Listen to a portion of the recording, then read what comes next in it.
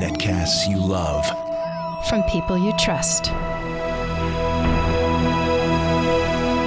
This is Twit. Bandwidth for the Tech Guy is provided by CacheFly. CacheFly.com. Hi, this is Leo Laporte, and this is my Tech Guy podcast. This show originally aired on the Premier Networks on Sunday, January 8th, 2017. This is episode 1353. Enjoy.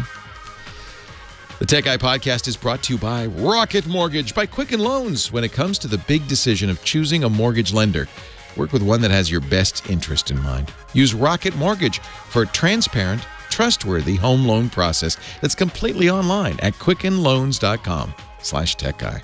And by Epson's new EcoTank printers. With Epson's line of SuperTank all-in-one printers, you can print thousands of documents without running out of ink. EcoTank is loaded and ready to print when you are. Visit epson.com/ecotank to find out more. And by the Ring Video Doorbell. With Ring, you can see and talk to anyone at your door from anywhere in the world using your smartphone. It's like caller ID for your home. Go to ring.com/techguy and get up to $150 off a Ring of Security kit with their limited time offer. Well, hey, how are you today? Leo Laporte here, the Tech Guy. Time to talk computers, the internet, home theater, digital photography, smartphones, smart watches, virtual reality, augmented reality, CES, anything with a chip in it, anything with tech in it. News of the week in the tech world. Of course, CES is wrapping up in Las Vegas. All the tech journalists who are compelled to go, they won't admit it. They want to get the rest of us who didn't have to go. They want to make us feel bad. So they pretend, I know they do this, they pretend they're having a great time. But I know, I've been there. The cab lines are long, 2 hours to get a cab anywhere. Everybody gets sick because one person's got a cold, and 180,000 people get a cold. So I'm not there. I'm watching from afar. Scott Wilkinson went down. He got a cold. Our GizWiz, our gadget guy, Dick DiBartolo, went down. He got a cold. But I'm here. No cold. Interesting news from CES. And this is the beauty part. We don't have to go to Vegas and brave 180,000 crazed gadget fiends. We just listen to the show, and we can for instance, NVIDIA and Mercedes-Benz. NVIDIA makes, of course, those graphics cards, and they are getting into the self-driving cars. They've made a deal with Mercedes-Benz with a very ambitious schedule. According to the announcement at CES, Mercedes-Benz is going to have a self-driving vehicle in the next year. Yeah. Here's something, let me just tell you something, and this comes also from many years of experience with CES. A lot of things are announced at CES that never happen. If I were putting money on this, I'd bet that you won't be buying a self-driving Mercedes in a year or 2 or 3. When do you think it's going to happen? My wife and I have a bet. She says, no, you're not going to have self-driving cars for 20 years. It's not going to be common for 20 years. I said, honey, our Tesla drives itself. That's not self-driving. I mean a car that you get in and say, take me to the grocery store, and then you read a book. That's self-driving, what they call level 4 self-driving. And she thinks it's a long way off. She might be right. I don't know. What do you think? I'm one of those optimists. I think in the next, this is a tough one, 10 years? 5? Maybe. Maybe. We'll see. There's certainly a lot of announcements at CES. In fact, CES is all about not only self-driving cars, but connected cars. What used to be half of a hall dedicated to cars, this year was almost the entire South Hall, all automotive and connected cars with Wi-Fi. And this is why we need self-driving cars, because your car, you can do Facebook and Twitter and Instagram in your car, and that's why we need self-driving cars, because otherwise, well, it's already happening. There are more and more accidents. The death toll's gone up for the first time in years from distracted driving. So it's kind of the two trends meeting in the middle at about 35 miles an hour each.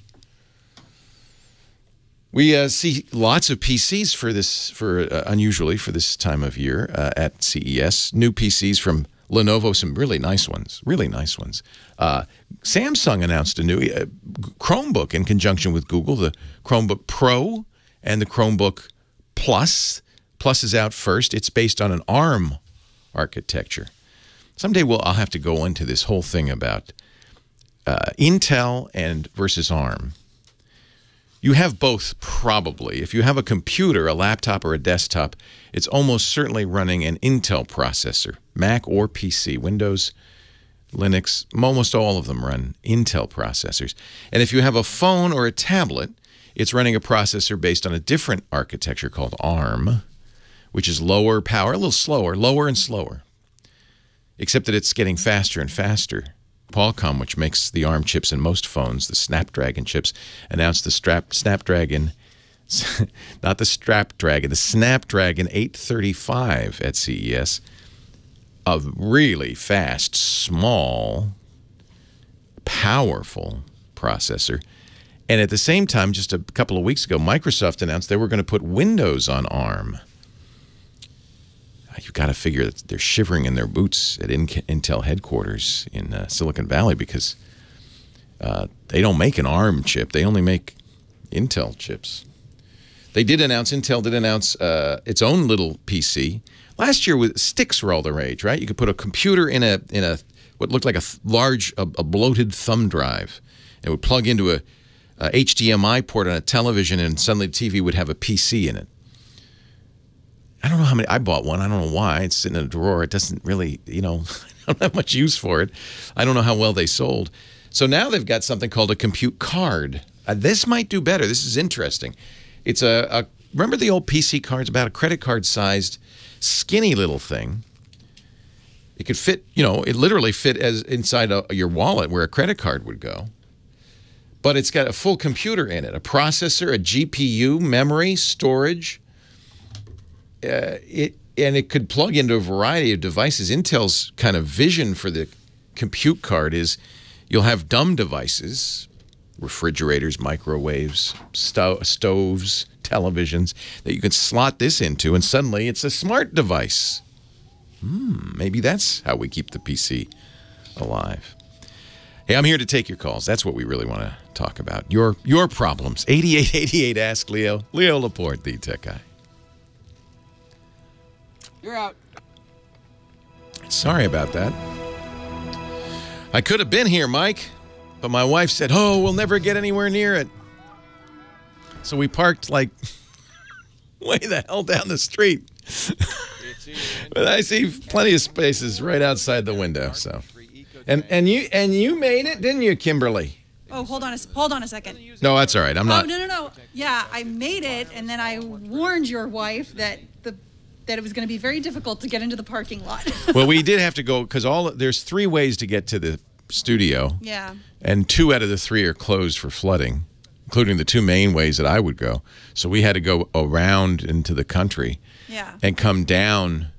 What is this called over here? But the Petaluma Hill Road, and then but we could have driven straight into the parking lot, even though the sign said flooded on our street. But it's not flooded yet. Well, I knew it was going to be bad when I was on the freeway and the frontage road. Huh? Oh. You can hear her, right? Yeah, I hear her fine. Burke said, "Can you hear her?" Yeah, I can hear you. So how did you come in?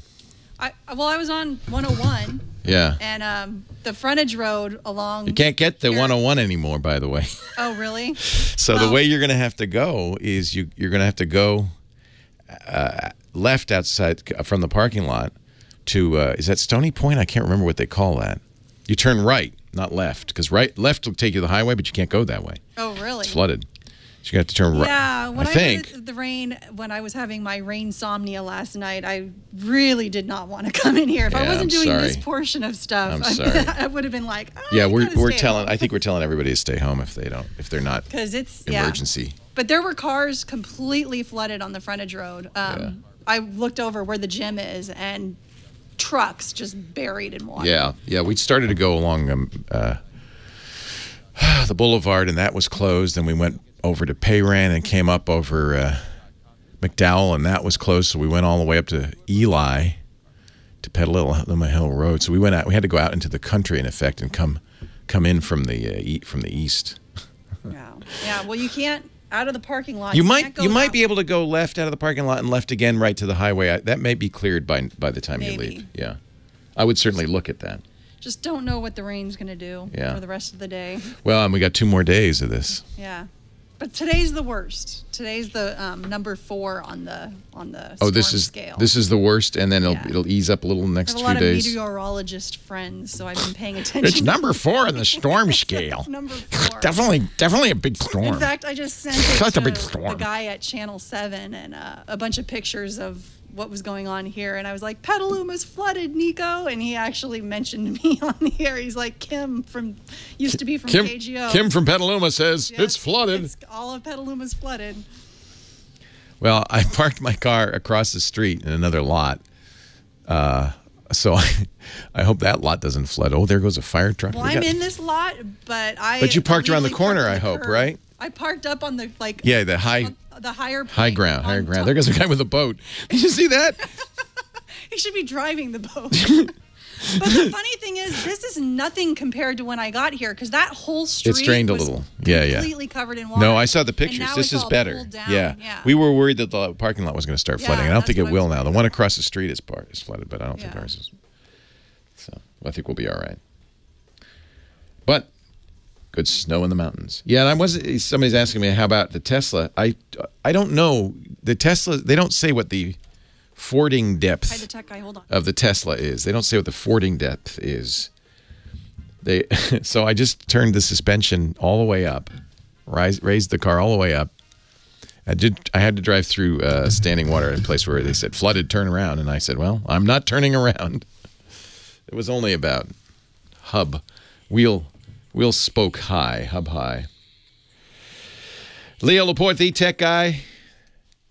As the creeks rise here in Northern California, I'm only happy when it rains. It's a funny thing, when there's storms like this, because we welcome them. We've had droughts for 7 years, and so the rain is a good thing. But at the same time, it can cause dislocation. We're here. We're going to do the show. I don't care. And I don't know how you got here, Kim Schaffer, but you did. Congratulations on It was Russian roulette, to say the least. I'm going to call you the intrepid Kim Schaffer from now on. I got out of bed and made my way up here on the 101. You came about an hour ago, though, so you had a little... I left super early. You were smart. I was here an hour and a half before I needed I left early, too, a whole 10 minutes before the show instead of my normal 30 seconds. That might not have been the wisest No, decision. I left half an hour early. It's a good thing I did. Anyway, we are taking calls, right? The phones are working. Yeah, well, they are, surprisingly so. Miracle of miracles. And we've got John in Biddeford, Maine. Oh, I love the name. Biddeford. He says there's only another one, and it's over in Europe somewhere. Yeah, Biddeford, Maine. John, Leo Laporte, the tech guy. Thanks, Kim. Hi, John. Hello. I would like to see if I could get a new recommendation from you on the software I was using to transfer files between my cell phone and my PCs. You recommended AirDroid, which works fine. Yeah, but there was a huge security flaw, wasn't there? Yeah, well, they also revamped it, and now it's, the file transfer features are buried under a whole bunch of other things that I have no interest in.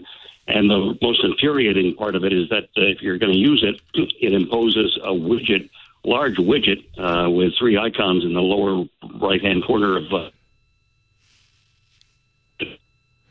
Yeah, AirDroid is something as you said, I recommended it. It was a cool program. You put it on your Android phone and your PC, and then it used Wi-Fi to transfer files and other things over to your phone from your PC. But unfortunately, a couple of things happened. The biggest one that stopped me was there was a massive security flaw. Well, massive. I shouldn't say massive. There was a security flaw which would allow an attacker to intercept your data as it went through the air. That's not so bad, I guess, since you're mostly going to do that at home. But you're right. They changed the program as well. So even though AirDroid was pretty much the program, AirDroid 3 has kind of screwed things up. There's still Push Bullet which I use more for notifications, but I think Push Bullet will allow you to push files as well. There are some file manager apps that will allow you to transfer. Another way that I've been using more and more that I think you might want to take a look at is something called BitTorrent Sync. It's now from a company called Resilio. It's the same people. They just rebranded it because BitTorrent has a bad name. Shouldn't, but it's being used by pirates so much that they thought maybe we better not say BitTorrent. But it's a syncing protocol. It's really kind of cool that can work from PC to phone, PC to PC. I use it to sync my home files to my work, and it's worth taking a look at. Let me look at it on Google Play and see if they've renamed it on Google Play. Now, it's still called BitTorrent Sync on Google Play, but on your PC, you'll need to go to Resilio. You know, if you Google BitTorrent Sync, it'll still work. It's kind of a weird setup. When you first set it up and you say, I want to sync this folder, it'll say, okay, and then you say, okay, now I want to sync it to my phone, so give me a QR code. And then you run BitTorrent Sync on your phone, and you take a picture of that QR code, and then it automatically connects them. You have to give permission on the desktop side to copy, obviously. And at that point, it syncs up pretty well. So I kind of like BitTorrent Sync. I've been using that more and more. The other way to go, of course, would be to use any cloud storage system, Dropbox, Box, Google Drive, OneDrive from Microsoft.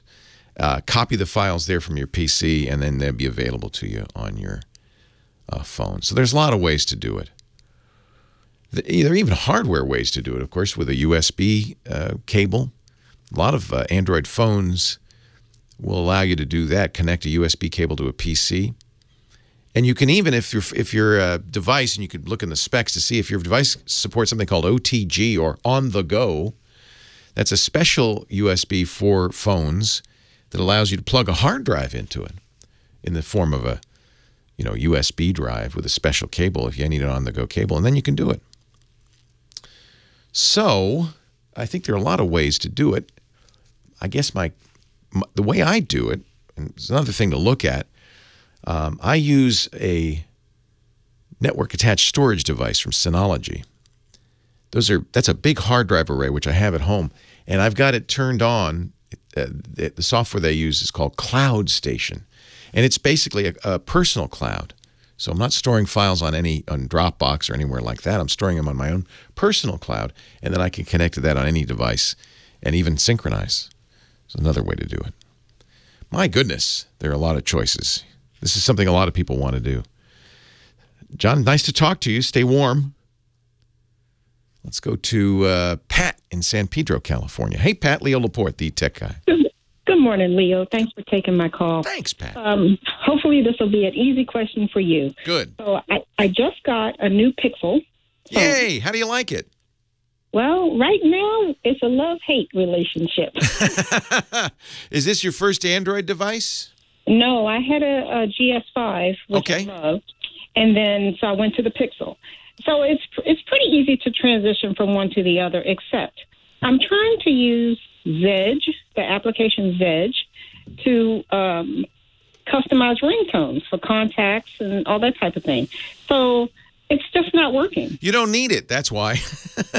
So you can customize ringtones on any pure Android device. Samsung had its own little way to do it. But on any pure Android device, if you edit the contact, you'll see in the contact list, you can choose a ringtone for that person. I agree, but my problem is all I have are the stock ringtones. So if I want... Oh, you want to add more ringtones. Yes, I correct. get it. So how do I add those ringtones? For years, I've used a program, and I think it's still a good one, called RingDroid, to create ringtones. And it will take any music on your phone and turn it into a ringtone. But you don't even need to go that far, because you can copy files to your Android device. This is kind of a follow-up to John's question, or a previous question.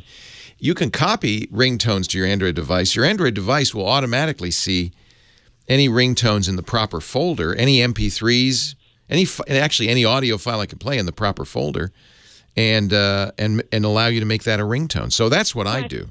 So I think here's my challenge, because I did figure out how. Okay, when in other words, you don't need any software at all if you don't want to. But okay, so I'm unable to. I was able to download an MP3 ringtone. It's in my downloaded folder. Okay, but then when I try to move it into the ringtone folder, I'm unable to do that. When I click on it and it says move to, my choices are drive or download. I never see Pixel, and I never see the ringtone folder. So how do I get to that point? We're going to have to take a break because of that magic music, but I can help you. Hang on the line. I can help you do this. The problem is Android, and its file structure is a little confusing. Leo Laporte, the tech guy. You're up. Thanks. So the trick is to know where you're moving it to. So you're just using the built-in move capability.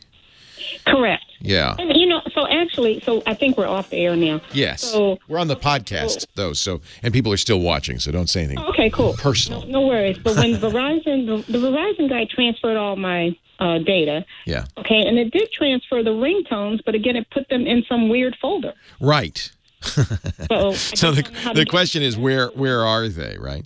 So what I would recommend is the easiest, frankly, way to do this is to get a good standalone file manager, an app that does file moving and file management, because that'll let you see the whole structure. I'm not sure. I have to look and see what Google gives you by default.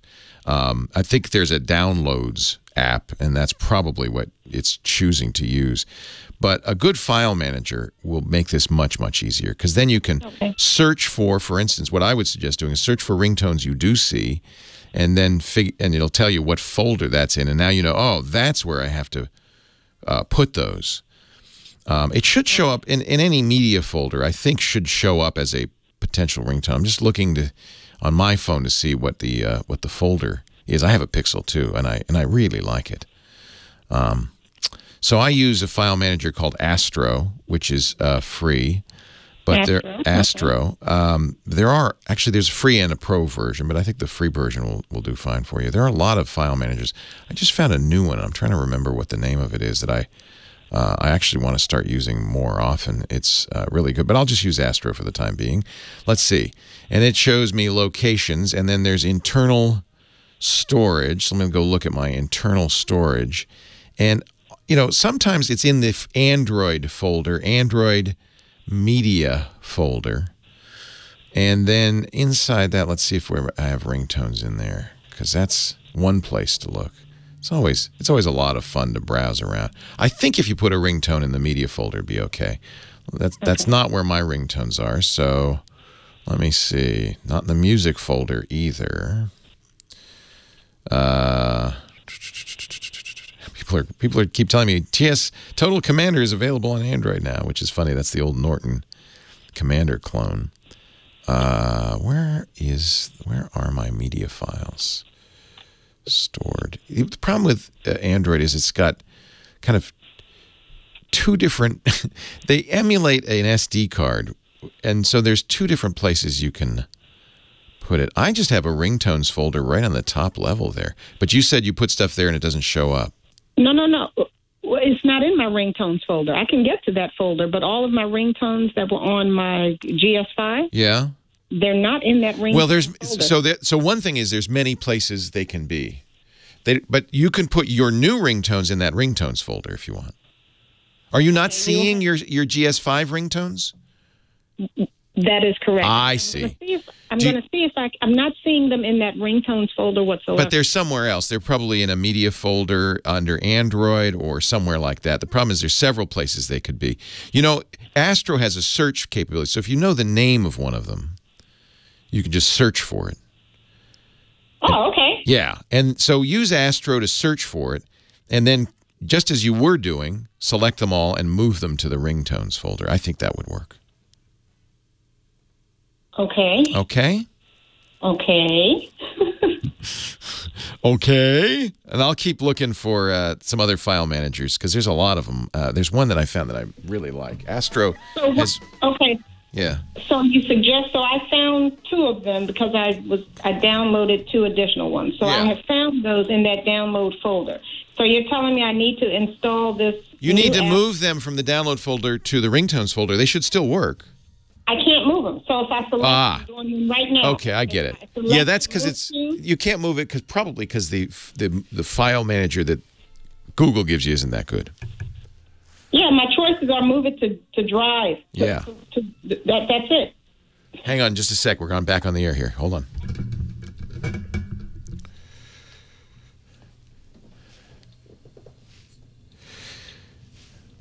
Leo Laporte, the Tech Guy, 8888. Ask Leo, the phone number. Ringtones. We love them, don't we? Want to have custom ringtones? Pat wants to download some ringtones, wants to make them available on her new Google Pixel phone. The beauty part of the Google Pixel phone is at least it's pure Android. You don't have weird Samsung additions. But you're used to Samsung, Pat, right? So you would know how to do this on a Samsung. Absolutely. Yeah. You know what the chat room is saying, and I don't use ES File Explorer anymore because it got really bloated, but it does have a very nice feature. You can download it for free from the Google Play Store, ES File Explorer. And you can open the downloads folder in ES File Explorer, and there'll be music in there. Play it, and then you can click the drop-down menu and say, make it a ringtone. And it will just automatically move it to the right place. You don't have to even know. That might be something easier to do. In other words, you can do this manually. There are several media folders where ringtones can be stored and will show up in the ringtones menu. Mm-hmm. Except the downloads folder is not one of them, as you found out, right? So you need a better file explorer than the one that comes. It's actually the simple downloads app is too simple. If it says Drive, did you drill down into Drive? I did, yeah. And I can find it. Yeah. So I tried to save one, but I still can't get it over to the ringtone folder. Yeah, I would say just get ES File Explorer. It's free. Once you download it, you can go navigate to downloads, click on the song. It'll start to play in the ES Media Player because it comes with a media player, and then you just click on it and say no, long click on it and say make that a ringtone, and it'll be available as a ringtone. So do that, but if they're ringtones that I want to keep instead of making new ones, right? So that's really what I want to do. And those were moved over by at the store, but you don't see them. I stumbled upon them yesterday. I couldn't tell you where they are right now. Yeah. So I'm sure I can find them again. A good file manager is really the key to all of this. But the problem, as I mentioned, is that Android is a little weird about how it stores files. There's multiple folders that would work and in multiple places. So there's Solid Explorer is another good one. There are quite a few different file managers. The one reason I don't like ES anymore is because it has a lot of pop-ups. They've added a lot of capabilities. It got a little cluttered. However, one of those nice cluttered features is this ability to turn any audio file on your phone into a ringtone.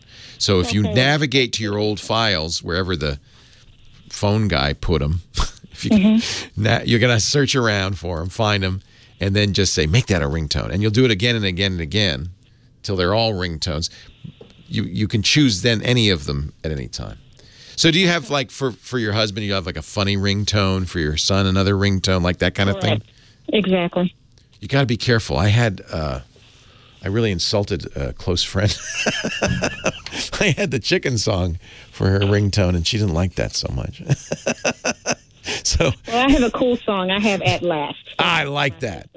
I like that. That's a good choice. I'm going to do that for my wife. That's good. At Last. Yeah. That's kind of one of our songs. I like that. It's nice to talk to you, Pat. I'm sorry that's so confusing. I wish they made this easier. And RingDroid is a nice one for making them. That's also free. So what happened is that probably the people who are moving your files over understood the file structure for the Galaxy S5, but didn't understand the vanilla Android file structure. Moved it to the wrong place or created a folder, put it there. You should be able to find them, though. Just take a little browsing around. Sometime when you got some free time, you're waiting for the movie to start, browse around. Robert, Los Angeles, Leo Laporte, the Tech Guy. Hi, Robert. Hey, how you doing? I'm well. How are you? Not too bad. I was thinking about building a kind of a pulse sort of thing for my sister so that she could blind whoever was going to attack her. And my question is there a better LED? Oh, like a really bright light. Yeah, just, something where she could just close her eyes and pop it off. Yeah, there are a lot of them. You got to be very careful. Don't get a laser because it's you got to pinpoint it, and you can actually blind somebody else, which you probably don't want to do. But, police use these all the time to great effect. Police flashlights are very, very bright. And now with the new LEDs, they actually can be blindingly bright. So there are a lot of very nice LED flashlights out there. I will have to look. Maybe the chat room could do some work for me on what the maximum brightness. You don't want to. I mean, maybe you do want to. You said you wanted to blind an attacker, but what if he's not really attacking? He's just you dropped your wallet and here's your wallet, lady. That would not be nice to blind them then. Not to mention the legal trouble you might get into. So let's just what you really would like to do is not disable them, but just make it so they can't see you. And, my eyes, and then you run away. So I think I'll tell you, I have something, the Lume Cube, L-U-M-E-C-U-B-E, that is not intended for this, but actually I've blinded, temporarily. Blinded is such a strong word. Not blinded anybody, but made them go, ow, my eyes, don't do that again. With the Lume Cube. The Lume Cube is a little, about 1.5-inch square cube. The LED, very bright LED, multiple LEDs, which makes it so bright, that it's really designed to be a flash or a light for your smartphone. So when you take a picture, you can have an off-camera light, and you just hold it in your hand. So it has a flash mode, but it also has a flashlight mode. But it can get, at its brightest, it's really bright. So that's a good choice, L-U-M-E-C-U-B-E, and it's nice and small, and it doesn't look like a flashlight. Of course, there are tactical flashlights out there, police flashlights that have the same effect, but those are bigger, and maybe she doesn't want to carry that in her purse. The nice thing about the Lume Cube is it's small, it's easy to carry, and it has a secondary use, which is great for lighting your smartphone pictures. Doug in Hollywood, Leo Laporte, the tech guy. Hi, Doug. Hi. How are you? What can I do for you? I have... you don't want to blind anybody, I hope. No, not today. Okay, good. I have in the past, but not today. Okay. I have an iPad. It's about, I think it's about 6 years old, and it keeps popping up that my storage is full. Yeah. I go to storage, and it's like, what the hell can I do? I mean, thank you, Apple. About every app I got, and the photos, I've got it hooked to iCloud, so shouldn't it be... Yeah, you think.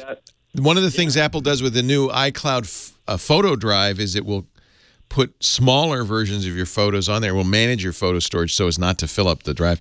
But I bet you if you hook it up to iTunes on a PC or a Mac, you'll see a big yellow other. And that's the thing that can tend to build up in an iPad and, frankly, can't be deleted in any way except by reformatting the iPad. And what other is cached stuff. Like, for instance, when you receive something from Apple Messages with media in it, pictures or videos, it saves that stuff, caches it. Sometimes even if you delete the message, the media will stick around. And so as a result, other starts to fill up. I've noticed that. Yeah, other gets a lot of photos sent from my kids, and I throw those out occasionally. Yeah, but it doesn't go away. It's probably, you've had it a long time, you've never done this, it's probably worth resetting the drive, the iPad. Have you ever connected it to iTunes on a computer? Yes. Okay, so you plug it in, and you can do that from the computer. First, back it up, obviously. Because, yes, you want everything that's on there, so back it up, erase it, and then restore it. It'll be exactly as it was before, and miraculously, all the other junk will have gone away because it's just temp files. And it's the only way I know of doing this, which is crazy. 8888 Ask Leo, Leo Laporte, the tech guy. Our show today, as always, brought to you by those friends at Quicken Loans. They make Well, they're the best, I think, mortgage lender in the country. Goodness knows they've got like all the J.D. Power customer satisfaction awards going back years. They've also got a new product, which I love. It's designed just for us geeks. If you go to quickenloans.com/techguy, you can take a look at Rocket Mortgage. This is a totally online mortgage approval process. So you don't have to go to a mortgage office, to a lender, bring big boxes of paperwork in. You don't have to dig through files in your attic. You can do it all from your couch, on your phone, on your tablet, on your PC. quickenloans.com/techguy. Push button, get mortgage. Actually, the site's great now. They've really added a lot of additional features, including mortgage calculators, amortization calculators, current mortgage rates. And what's nice is when you do the very quick process, you will get a very quick approval. I mean, we're talking in a matter of minutes for a product that's tailored for you. Really good people. They've done a great job making a geek product, Rocket Mortgage. quickenloans.com/techguy, equal housing lender, licensed in all 50 states, NMLS, consumeraccess.org, number 3030. quickenloans.com/techguy. I love their slogan. Push button, get mortgage. Now the chat room's having so much fun with tactical flashlights. They say Phoenix, F-E-N-I-X, is a source. That name sounds familiar.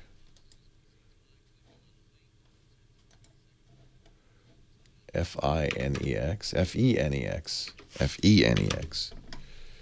Phoenix flashlights. I think the GizWiz might have mentioned these. See, look at that. The Phoenix Tactical. That's what you want. Tactical. Oh, Lord. That you know what? That's actually a good thing. I would carry that in my purse. $75, little, compact. It's using these Cree LEDs. Rechargeable battery, I like that. Let's see how bright it is. 900 lumens is the brightest. That's pretty bright. I have one like this in my bedroom drawer in case of a blackout, which is always a good thing to have. So these Phoenixes are good, huh? Mag lights are, well, of course, what the police carry. I'm not sure I'd want to carry the mag light in my purse, right? Because they're so big. But these are the police flashlights. No, thank you. Go away. They probably have little ones, right? And these things are bulletproof. Literally. You need 2,800 lumens to blind somebody? Okay.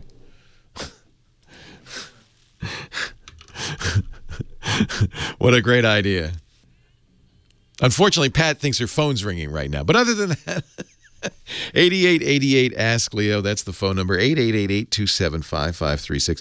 We're getting so many great recommendations for flashlights in the chat room. And, you know, I think a little but very powerful flashlight in your pocket or your purse or your briefcase is probably a great thing to have in general. So we'll put all of those, as we do with everything that we talk about here, and certainly every suggestion from the chat room. Well, the clean ones anyway. We put those at techguylabs.com. That's the website. Techguylabs.com is great because you can go there and you can get every link. You can get audio and video of the shows after the fact. You can even get make comments. So here's a couple of flashlights from John. Well, who makes these, John? No, but that's like $4. $4 for this little one, yeah. And it's pretty bright. Let me just shine it my eye. Ah! Okay, that's bright enough. This one I'm worried about. Actually, I don't want to shine this in my eyes. It has a zoom. Well, they both do. So you could. Oh yeah, that's pretty bright. So if you zoomed, like the more. Pull. Push pull. Oh, whoa! So you made it a pretty. If you made it a pretty tight beam, and then ooh. Thing is, remember, if you're in, most of the time you're getting jumped, you're getting in the dark. So this person's eyes are fully, pupils are fully open, and you're going to flash a bright light in there. That's the tactic the police use. It's pretty effective. It's non-lethal. 88 ask Leo. I assume no responsibility for any harm people do with these, though. Please don't point them in people's eyes, okay? Okay? Don't blind anybody. That's not nice. Bob in Pennsylvania, Leo Laporte, the tech guy. Hi, Bob. Hey, Leo. Thanks for taking the call. Thanks for calling. Yeah, I have an issue with Windows 7 updates. And who doesn't? That's a big problem. Yeah. Slow updates were a huge issue for a while. What exactly problems are you having? Well, that's what it is. It's a slow update. Yeah. And the system I was working on, I checked the update history, and the last updates were done like 8/5/2015. Yeah, no, that's not good. And it's probably the last time I was helping this person. So. Oh, it's not your system. No. So when I say slow, I mean like it takes like 4 days to to install them. I was up there for probably an hour and a half, and it was still working. I fixed some other issues, but that just never. And when I go into the Windows Update settings, where you can set up to download and install automatically or whatnot, that's grayed out. I can't change it. Oh, okay, that's interesting. So. Chumley has given me a link to 1, 2, 3, 4, 5, 6 7 different knowledge base articles and patches to speed up Windows 7 updates. It was a mess. It was a mess. Now, in August, Microsoft put out a couple of patches that were supposed to speed it up. So you probably don't have those if you haven't been updated since 2015. Well, it was August 5th of 2015. Yeah, no, that's a year later. Microsoft fixed the problem. Yeah, August 2016. So what we've got to do is we've got to get your updates clicking. Right. And I'm not sure why it's grayed out. They're not. It's not. Updates are not turned off, are they? No, but what it is, it's set to download, but let me choose when to install. Okay. Can't change it. But and are there any downloaded that you can install, or nothing's happening? Yeah. Oh, and there's like 52 of them a year and a half ago, which seems like a low number, but no, that's a pain in the butt. And there is a roll-up, by the way, a Windows 7 patch roll-up that Microsoft did a few months ago that should encapsulate all of those 52 so that you can get it all done in one bump. What you really need to do is kind of clear all the updates and start over. Okay. So there is a Windows Update Troubleshooter. If you Google Windows Update Troubleshooter, they have versions for Windows 7, Windows 8, and Windows 10. You download it, and that actually is a little thing that will run you through a process that should fix that. Okay. And then you're going to have still some updates, obviously, to do, but it won't be as many as 52 because of the roll-up. All right. So, yeah, you definitely, it's nice of you to help this person. Family member? No, it's a friend from work. Very nice of you to help this person. I stopped helping friends from work. Well, I seem to get a few calls here and there. Oh, man. People are getting more savvy at Thank goodness. Well, and to Microsoft's credit, they've also fixed many of these problems, but not so much with Windows 7 and 8, more with Windows 10. Well, as far as I'm concerned, Windows 10 is great. Yeah, Windows 10 will be a lot better. If you can convince your friend to do that, that might be well, one. they never updated. Now they got to pay if they do. But yeah, Windows Update Troubleshooter. I'll have to Google that. Yeah, Google that, and you'll find it right away. And at that point, what's happened is, and this is not unusual, is I think, and it's a guess, that's why I'm recommending the troubleshooter, but my guess is one of the updates failed. In August of 2015, an update failed. And the problem is subsequent updates will not install until that update happens. Yeah, when I looked at the history, I didn't notice. I didn't really look to see if any failed. Yeah, so one has. And so that's my guess anyway, in which case you're going to get this log jam and you've got to clear. So what you have to do is kind of start over at that one. But there's an automated way to do it. Use the troubleshooter, and I think that should make everything better. I pray it does. Okay. I do hope. One of our chatters is reminding me, user 6201 is reminding me that sometimes malware will disable updates. Yeah. Well, I did run malware bites on a thing, and it found some kind of mild things potentially unwanted. And we did a restart, but it kept on doing the. Yeah.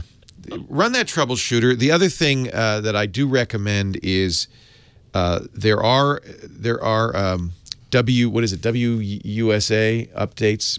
Microsoft for network administrators allows you to download updates and install them from locally instead of this really crazy. I think I remember that, and that might be a system I had there where I kind of stumbled up onto that. And did that back. That might have been way back then. WSUS, that's it. So it's download.w, and this is Microsoft. Download.wsusoffline.net. That's Microsoft's offline updates for network administrators. The idea being you download it once and you install it on 100 machines. Right. WSUS. What does that stand for, I wonder? I would remember it better if I knew what it stood for instead of guessing at the acronym. Windows Server Update Services. So don't be a wuss, use WSUS. Yeah. Now I'll never forget it. Bob, you're a nice fella to do this for your coworker. Yeah, and I just wanted to say, too, I've heard you talking yesterday to Dick DiBartolo. I heard, my thoughts and prayers are with you and Ozzy. I heard Ozzy. Ozzy's okay. Our little Papillon, he's 10, which is premature, but he's not doing well. He had back surgery about 2 months ago and has been declining. And, we're trying all the different things we can do. But I just wanted to say something because we had to. Don't make me cry. Lost the pet because we lost the pet. Well, you always do. And somebody told me the reason God makes pets die before you do is because it wouldn't work so well the other way around. Right. So, which makes me cry to think about too. Thank you. I appreciate your kind words. Thank you. Yeah. We all, who was it? There was a comic who did a whole bit on, don't get your kids pets. Because you're just setting them up. You're setting them up because at some point they're going to have to go through this horrible process that we're going through right now. We're doing the best we can. We're hoping we got kind of one last-ditch treatment that we're hoping will work. And if it doesn't, I don't want them to suffer unnecessarily, right? WSUS. I shall remember that. And we'll put a link up in the show notes as well, along with all those flashlight links. A great mind once said that the worst debates, the biggest fights online happen over the most trivial stuff. And the reason is everybody can have an opinion on something trivial. It's the high-tech, difficult stuff that, people can have an opinion, but it's, they're less likely to weigh in. But everybody's got a great flashlight. Oh, yeah. So there will be probably 100 links to the best flashlight. Somewhat fewer to what to do if Windows 7 updates aren't working. That's how it is. 8888 Ask Leo. That's the phone number. We'll go back to the phones after we take a break for news at the top of the hour. I'm going to get the sandbags out, and we'll be back with the Tech Guy Show. Well, hey, how are you today? Leo Laporte here, the Tech Guy. Time to talk computers, the internet, home theater, digital photography, smartphones, smartwatches, virtual reality, augmented reality, CES, anything with a chip in it, anything with tech in it, even, I guess, flashlights. 8888 Ask Leo is the phone number. 888-827-5536, toll-free from anywhere in the U.S. or Canada. You can also reach us by Skype if you're outside that area. And our website, it has all this information. This is all you need to know is techguylabs.com. Techguylabs.com. Back to Pennsylvania we go. Vernon is on the line. Hi, Vernon. Hi, how are you doing, Leo? I'm great. How are you? I'm a long-time listener, and I listen to you and Steve Gibson all the time. Right on. That's our security podcast, Security Now. Right. Yeah. Right. And now I have a security question. Okay. That either I wasn't paying attention or I missed that episode. Last week, my insurance company said they were going to send me some secure documents in an email. And I contacted them over the telephone, and they said they would email this to me. And I waited for the email. I didn't get an email. Uh-oh. So then I waited. So I called them back and said, I didn't get the email. Well, they'll send it again. So they sent the email again. I didn't get that email. So on the third try, I said, by the way, is there anything in these documents that would be pertinent to my account? Everything. Yeah, right. Your social security number, your home address, your birth date, everything. Right, exactly. Yeah. So on the third call, I started to question them about the security of this attachment they sent in the email, and they said, "Oh, don't worry about it. It's encrypted." So I said, "That's fine."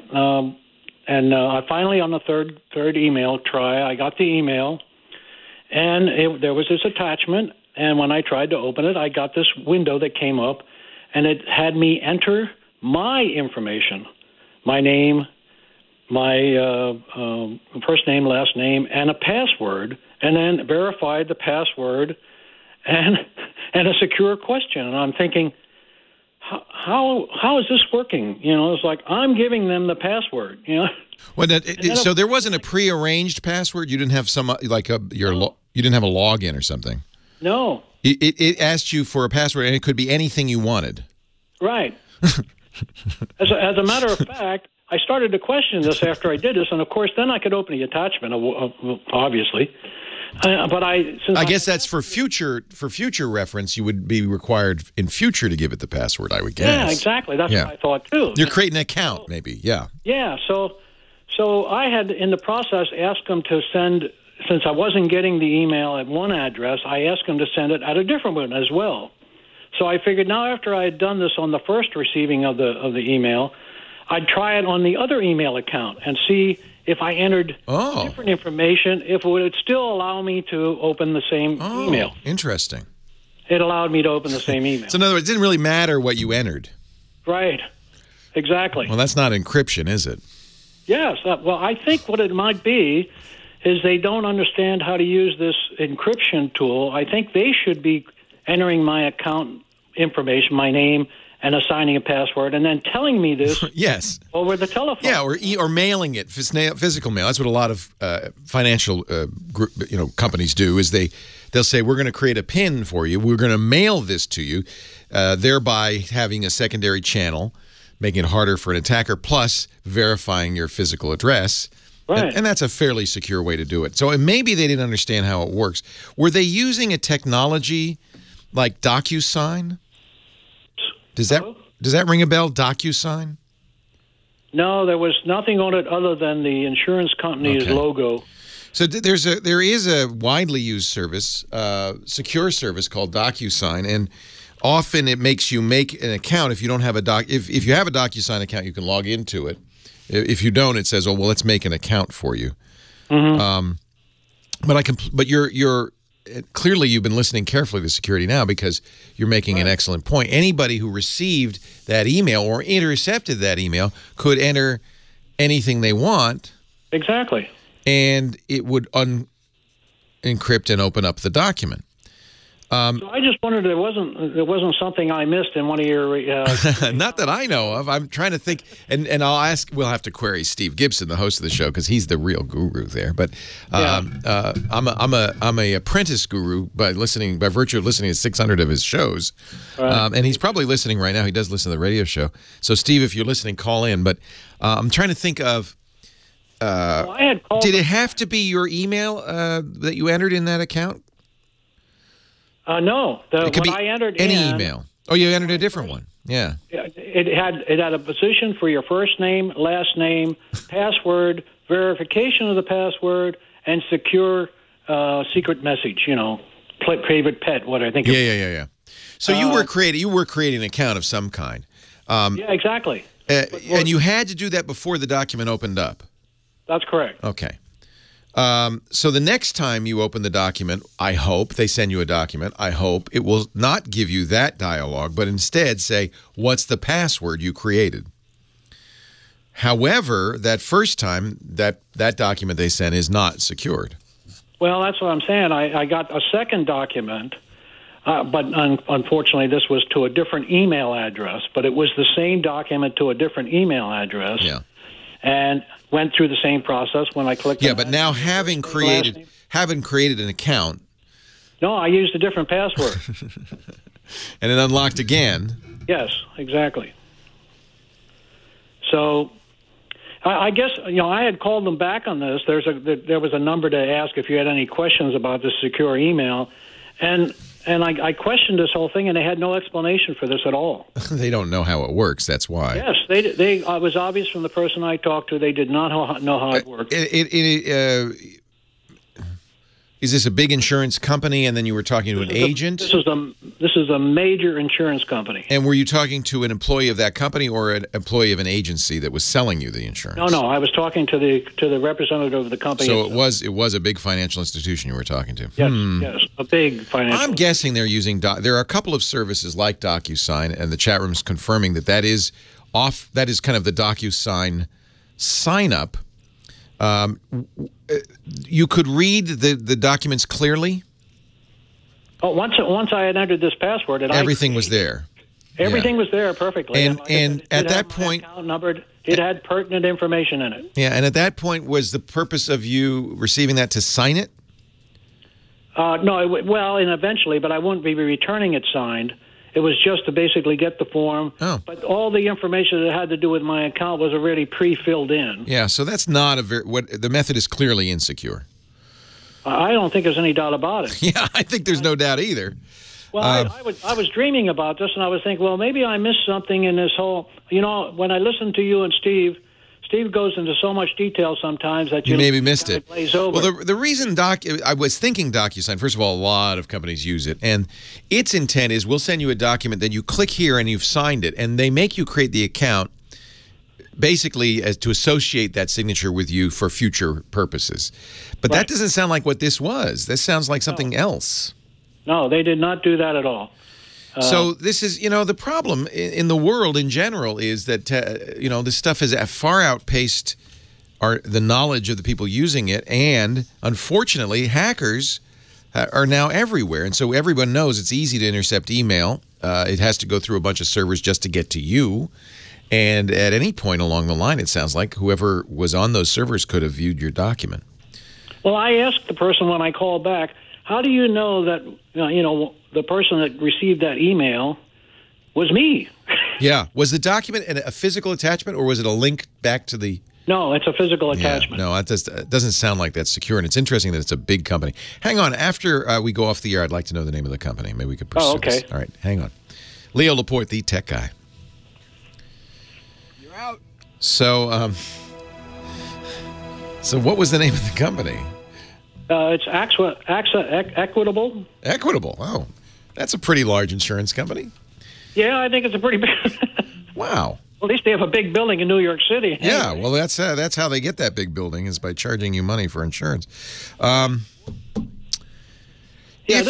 it was DocuSign, you will see in the URL, and it might be kind of hidden, obscured, the email. Did the email have a clickable link, or did you just go to the attachments and open the attachment?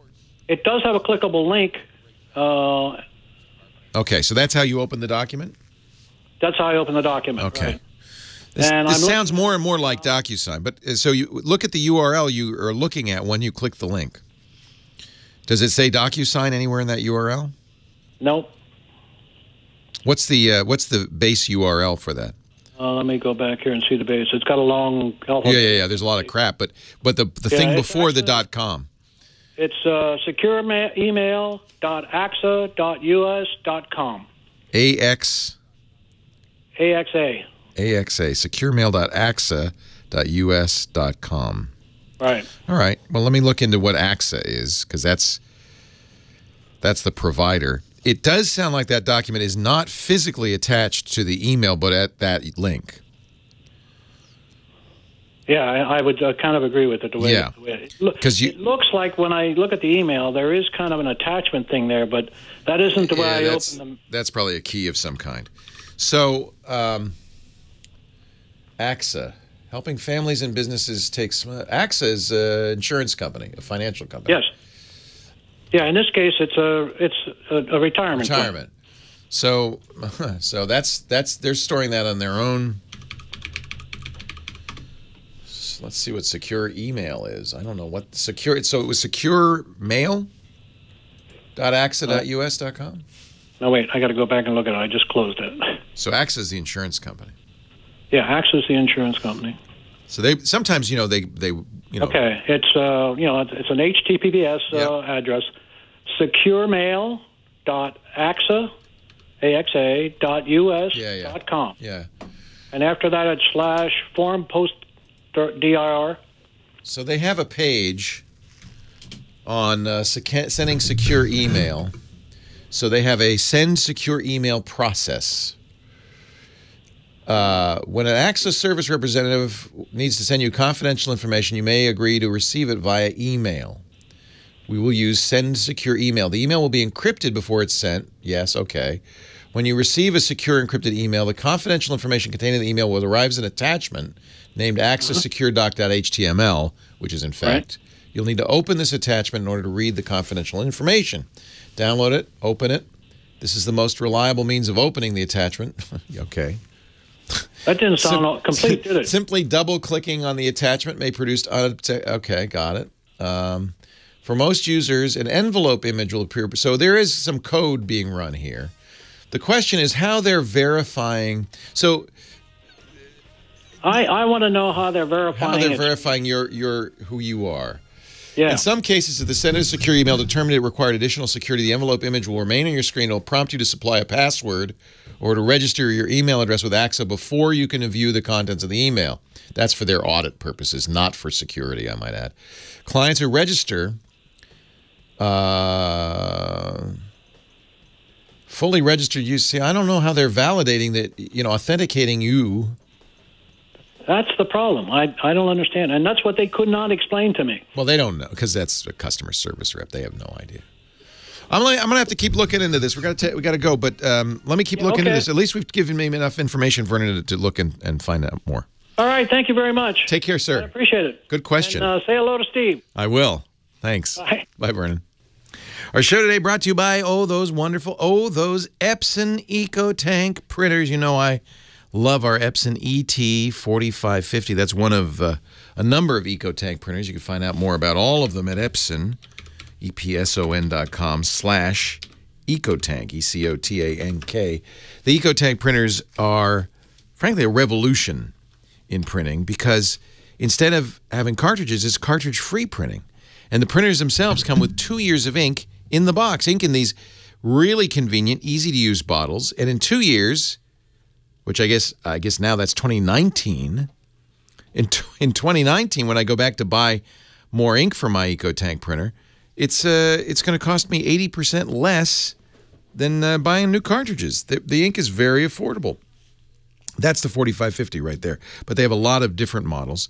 We installed one at home and at work because it was, in fact, the CES Innovation Award winner last year, the 2016 Small Biz Windows Printer of the Year. The ink tank means I can print on my printer 11,000 black pages or 8,500 color pages before I have to get more ink. Precision Core, of course, that's the high-end industrial printer technology. Epson's putting in all of their printers, and that means 40 million drops of ink a second. It means auto two-sided printing. It means no warm-up time, 30-page auto document feeder. I love our EcoTank. Epson.com/EcoTank to transform the way your home, your office, or your work group prints for the best combination of ease and value. Turn to the Epson EcoTank printers. You see they come in all different sizes, including, I only can dream of this one, the big boy, the giant workforce printers. That's the one I have, the 4550, but look at this big one here. The Workforce Pro R4640, 20,000 pages in the box. That's awesome. Epson.com/EcoTank. We thank them for their support of the Tech Guy podcast. Epson. Exceed your vision. Leo Laporte, the Tech Guy. I got some more details off the air from Vernon, our caller, and I'm going to have to look into this more. The insurance company is using their own internal secure mail service And there's even a page describing how it works, send secure email. But there is this, and there, it wasn't an attached file. It was a file that was stored on their servers, and then there was a JavaScript attachment that ran and did some fooling around before it opened it up. But as far as I can tell, it didn't really authenticate his person, who he was, his identity. So that's the question mark. Authentication is an interesting problem. That's how a computer scientist would put it. It's an interesting problem. And one we deal with all the time. How do we know, how does somebody know you are who you say you are? When you meet in person, they might say, well, let me see your driver's license or a government ID. And, maybe they have, as they do at the airport, a special UV light they can shine on the driver's license to make sure it's not a counterfeit. And they hold it up and look at your picture and look at the driver's license. That's a fairly good way to authenticate. It obviously is impractical for a website or email or any kind of digital communication. So we have to solve this in some other way. And that's where, kind of passwords and logins were created. Of course, it's easy to, and this is a problem, right? Because it's sometimes easy to guess somebody's password if they don't use a good one, or to somehow figure it out, or use these back doors. And when I say back doors, I mean a customer service rep, for instance, can be a back door to a password. I forgot my password. I really need it. Well, are you really Leo? Yeah, I am. Okay. Here's your password. That would be a back door. Secret questions are a terrible, terrible technique used all the time. See, the problem is this balance of security and convenience. Real security is often inconvenient. Long, random, unmemorable passwords, no way to call anybody if you forget it. But companies want to give you a way to, they know you're going to forget your password, or some people are going to forget their passwords. They want to give you a way to authenticate having lost the password. So they came up with this very bad system called secret questions. What was the name of your best friend in high school? What was the name of the street you grew up on? And the name of your dog when you were 8. And if you give real answers to those, these can be a problem, because it's often, these are not super secure questions and answers. It's often possible to deduce these. And we've, what was it, Paris Hilton, I think, who got hacked because she answered the secret, what was the name of your dog, with the name of a dog that everybody knew, because everybody knew it. So that was the name of her dog, but it wasn't a very secure answer. My recommendation, if people do use this terrible system, is to provide nonsensical answers, even better, random password-like answers that only you would be able to know. And then you've got to store it securely. It becomes more inconvenient, right?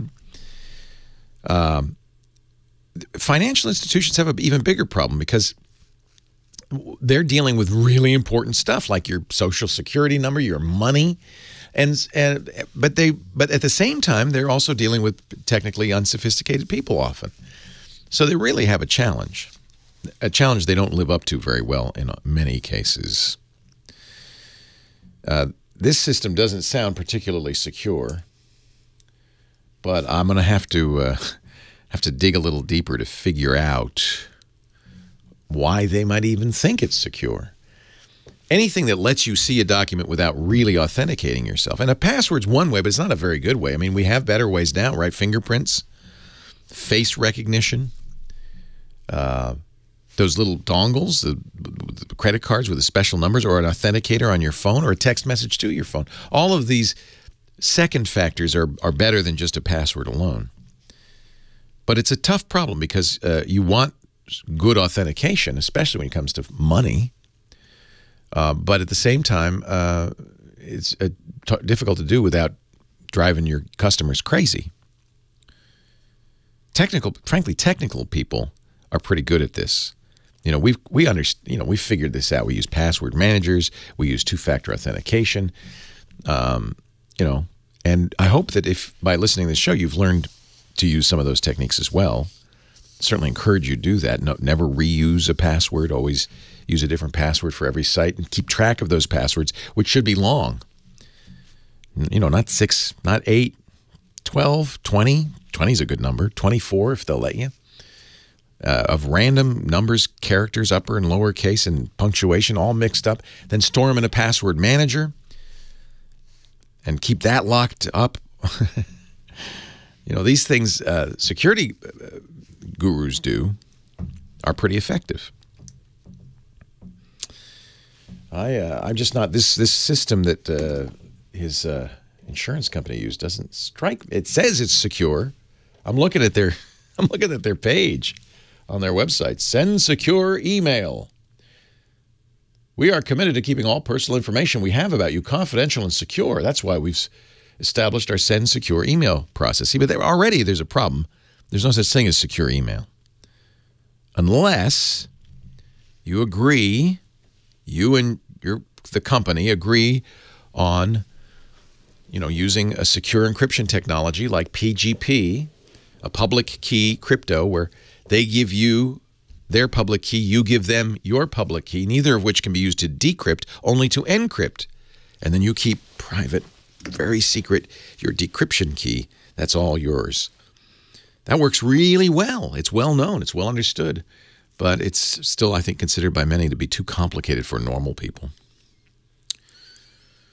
I'm just not sure at what point this became this secure system became secure. It doesn't look secure at all. But I'll have to dig a little bit more. And it's good. I'm really glad Vernon asked the question. And I will, you know what? I'll pose this to my security guru, Steve Gibson, and see if he has a solution. Maybe he understands what they're doing and why this would work. It's not obvious to me. Hey, you want to talk something lighter and fun and more fun that you don't need to encrypt? Let's talk photography. Chris Marquardt, our photo guy, is here. Chris, are we going to do a photo review this week, or is that for next week? Oh, I can't hear him, so it'll be a mystery. Hold up a sign with some writing on it, Chris. And more of your calls right after 8888 Ask Leo. Again, the website, techguylabs.com. techguylabs.com. Keep going, you got 20 seconds. It's also a place you can go, incidentally, to, if you wish, to comment. I want to say the name of this company. It's AXA. I don't think that. If you Google AXA, it's a retirement, I think, AXA.com, and you Google send secure email through AXA, you'll see what they claim. And I'd like to know more. Maybe you can help me. 8888 Ask Leo. Photo guy right after this. Don't take my Kodachrome away. That song must mean it's time for the photo guy, Chris Marquardt. He's our guru of photography. He joins us each week to talk about taking better pictures. Hello, Chris. Hello, Leo. How are you? Chris is I am well. By the way, good. The song mentions Kodachrome, which I don't think you can get anymore. Well, they're bringing Ektachrome back right now. That's what I was going to say. Yeah. Ektachrome, which wasn't as good as Kodachrome. Ektachrome always had a little bit of a. That's the E3 process is a bluish process. Yeah. It was different. Let's put it this way. There you go. Yeah. I have a bunch of Ektachrome slides that my parents took, and I wish I didn't. I wish I had Kodachrome. Anyway, why are they bringing that one back, you think? The market wants it. The market is clearly saying that they want it. And Kodak gave up on the whole slide film, I think about 10 years ago when they let Ektachrome go away, and they pretty much handed this entire market over to Fuji. So now they're taking a part of that back, and that's pretty cool. They want to bring it back in, I think, the end of 2017. That's the last number that I heard. I guess it's Ektachrome because you can process it yourself, right? It's the E6 process is a fairly easy process. Well, or any lab that can. Many labs can still do that. I mean, there's still slide processing out there. The E6 process can be done by pretty much any lab. It's a standardized process. Right. It's not. I mean, with Kodachrome, you had to send it into a special facility. Exactly. I don't have to do this with Ektachrome. Right. Well, that's not what you're here to talk about. Although I bring it up because our chat room's all excited and they know you're a film photographer. So I expect to see some slides. Why shoot slides though? Well, slides, especially nowadays, when you typically go a hybrid process, so you shoot film, but then you develop, and then you scan that and you digitize it, bring it into the digital world. Scanning slide film is so much easier than scanning color negative film, because with color negative film, you have to reverse it, and then you have this weird orange mask on it, and slide film doesn't have that. So it would be better to shoot slide film. Well, it's also harder because when you shoot slide film, you have to be much more precise when it comes to your exposure. Negative film, you can be a bit sloppy with your exposure when you shoot negative film, and with slide film, you have to be kind of spot on to get it right. Are they going to only do it in 35 millimeter, or are they going to do 120? Well, 38 millimeters, which includes the cinema. So the filmmakers shoot on 35 millimeter film, and Super 8. That's Super the other 8? format. Super 8 is Super 8 coming back? Well, Kodak announced a Super 8 camera a while ago, and like with an integrated process. You can see it on their website. It looks pretty sleek. Oh, that might be fun. Weird, but interesting fun. Times. Yeah. Yeah, but hey, I've been saying it all along. Analog is cool. Film photography is amazing. So it's not dead by far. Wow. So what are we talking about today? Well, I have one more secret superpower this week, and then next week we'll do the assignment review. Oh, this one's a hard one, too. What was it? Paradiddle? What was it? Paradiddle is for drummers. No, it's it's faces in things. It's pareidolia. Faces in things. I like paradiddle better. Can we do that next time? Pareidolia. I could dig my old drum set out. P-A-R-E. I'm amazed you knew what I was saying when I said that. I was a drummer. Yeah, I know now that fact. P-A-R-E-I-D-O-L-I-A. Seeing faces in tree trunks or clouds or toast, that kind of thing. Take a picture illustrating paradiddle. Now, our superpower. The superpower is fixing exposure in post-processing. I know most people don't do this anymore, but the few who listen, who are kind of a bit more serious about their photography and who put their photos through some sort of post-processing, that can be helpful.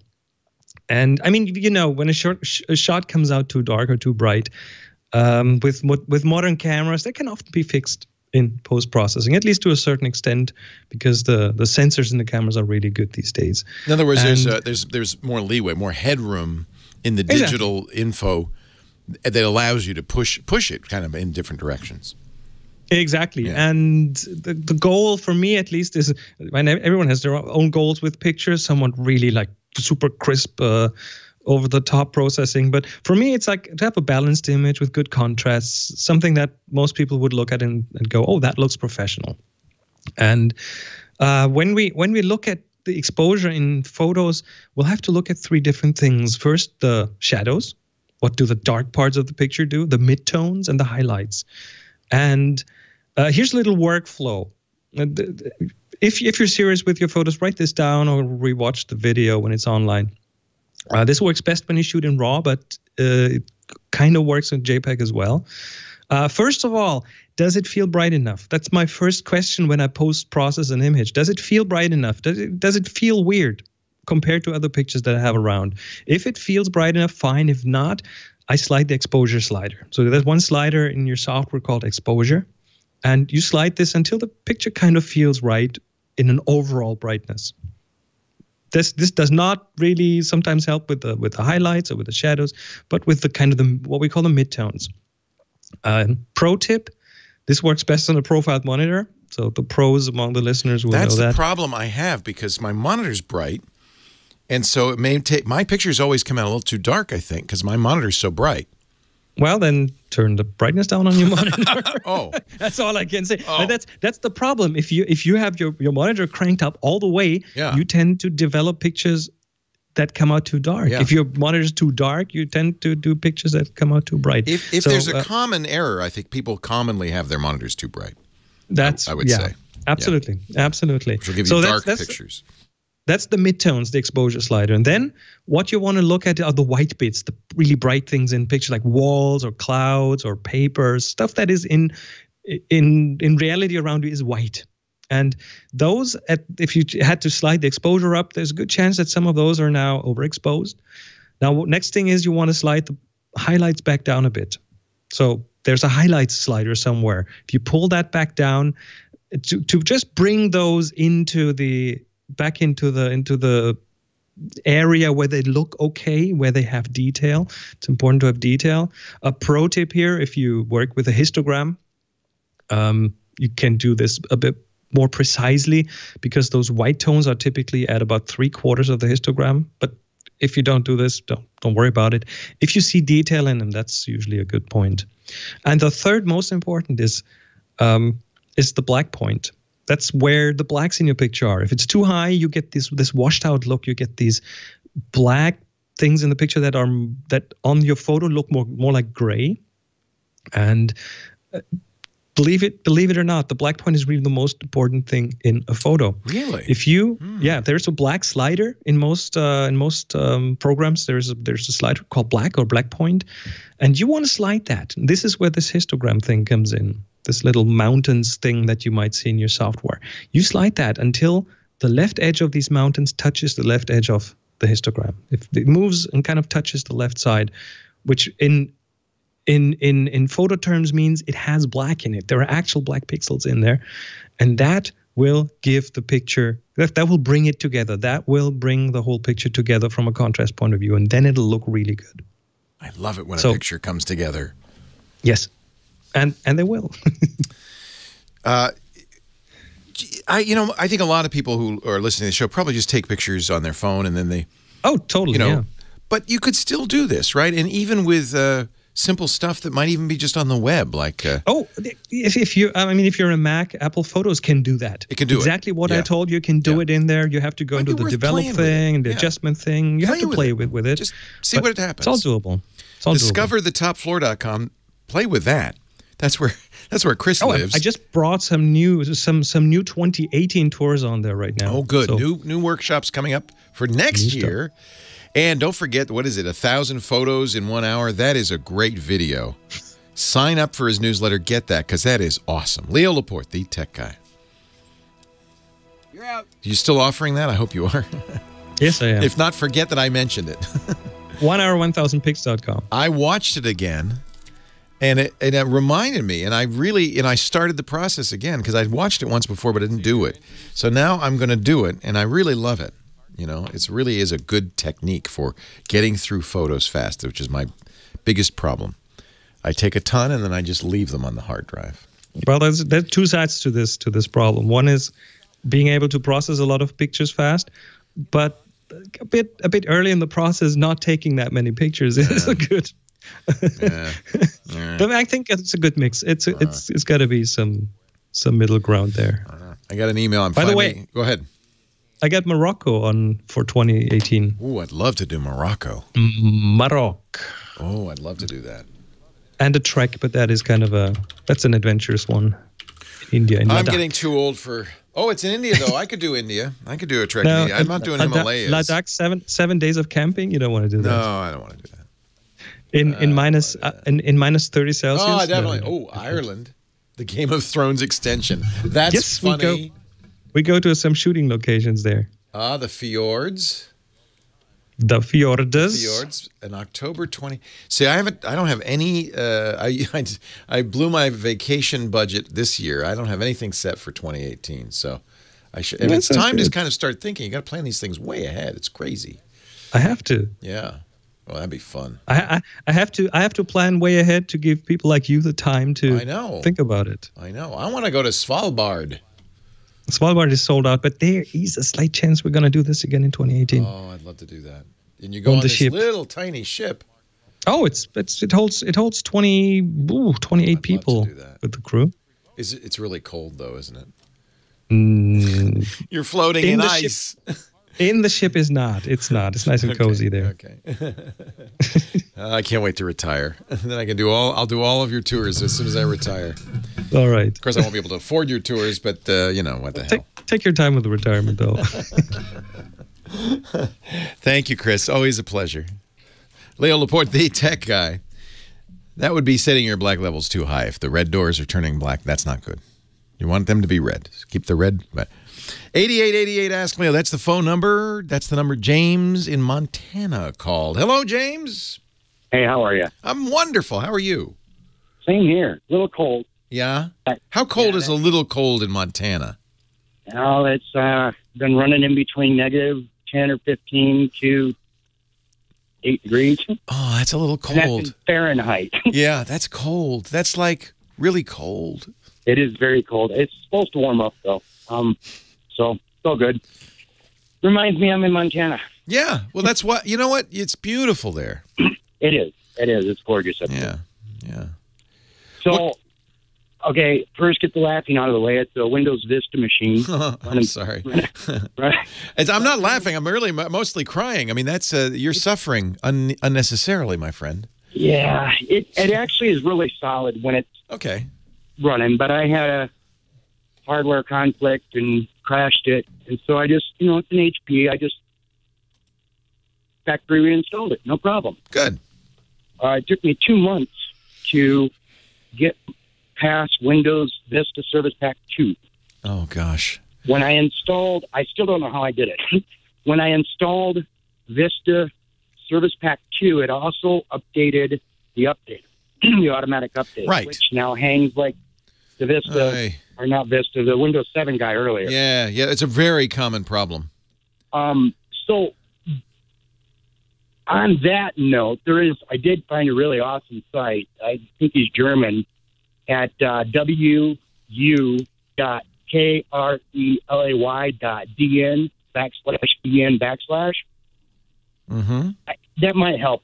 And I think that's what eventually helped me solve, because I'm now updated and it's current again like it used to.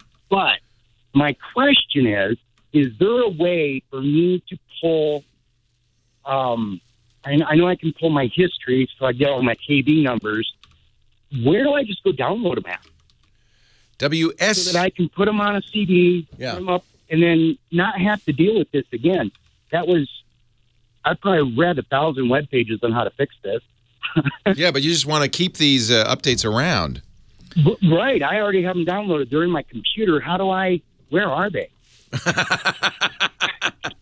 Well, I don't know if they're in a form that you would want to save. They're the hotfix files. Okay. I don't know what I would suggest you do is what we mentioned exactly to our caller last time, is go to the Windows Server Update site, wsusoffline.net, and you can download the usable files for future reference. Now, I do it soon because in April, Microsoft's not going to have any more updates for Vista. Okay. That's end of life for Vista is coming up. Yeah. Just as it happened for XP a couple of years ago, it's coming up. So when they do that, I'll just go back to Linux. I'm all good. WSUS offline update is provided. Well, you know what? This is not provided by Microsoft. I thought it was a Microsoft site. They do have the Vista updates there. So I'm wondering.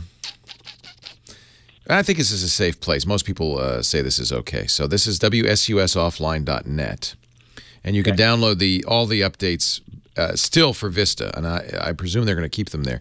Somebody's pointing out, and I think this is true, because Vista was so hard on hardware. That was one of the problems with XP and Vista, that in fact subsequent versions of Windows 7, 8, and 10 run very well in general on Vista and XP hardware because they're lighter weight, believe it or not. Really? So you may actually be in a decent position on that machine, unless there's hardware that doesn't have a driver to actually do that. The Microsoft site, I should start giving this out. For some reason, I thought WSUS was a Microsoft site. It's not. Catalog.update.microsoft.com. Wait. Same thing, though. You're going to get these files that can be run standalone and do those fixes. And that's what will you repeat that for me? Did I get the wrong? Did I get the? Oh man. Catalog.update. We'll put it in the show notes, of course. Catalog.update.microsoft.com. Catalog.update.microsoft.com.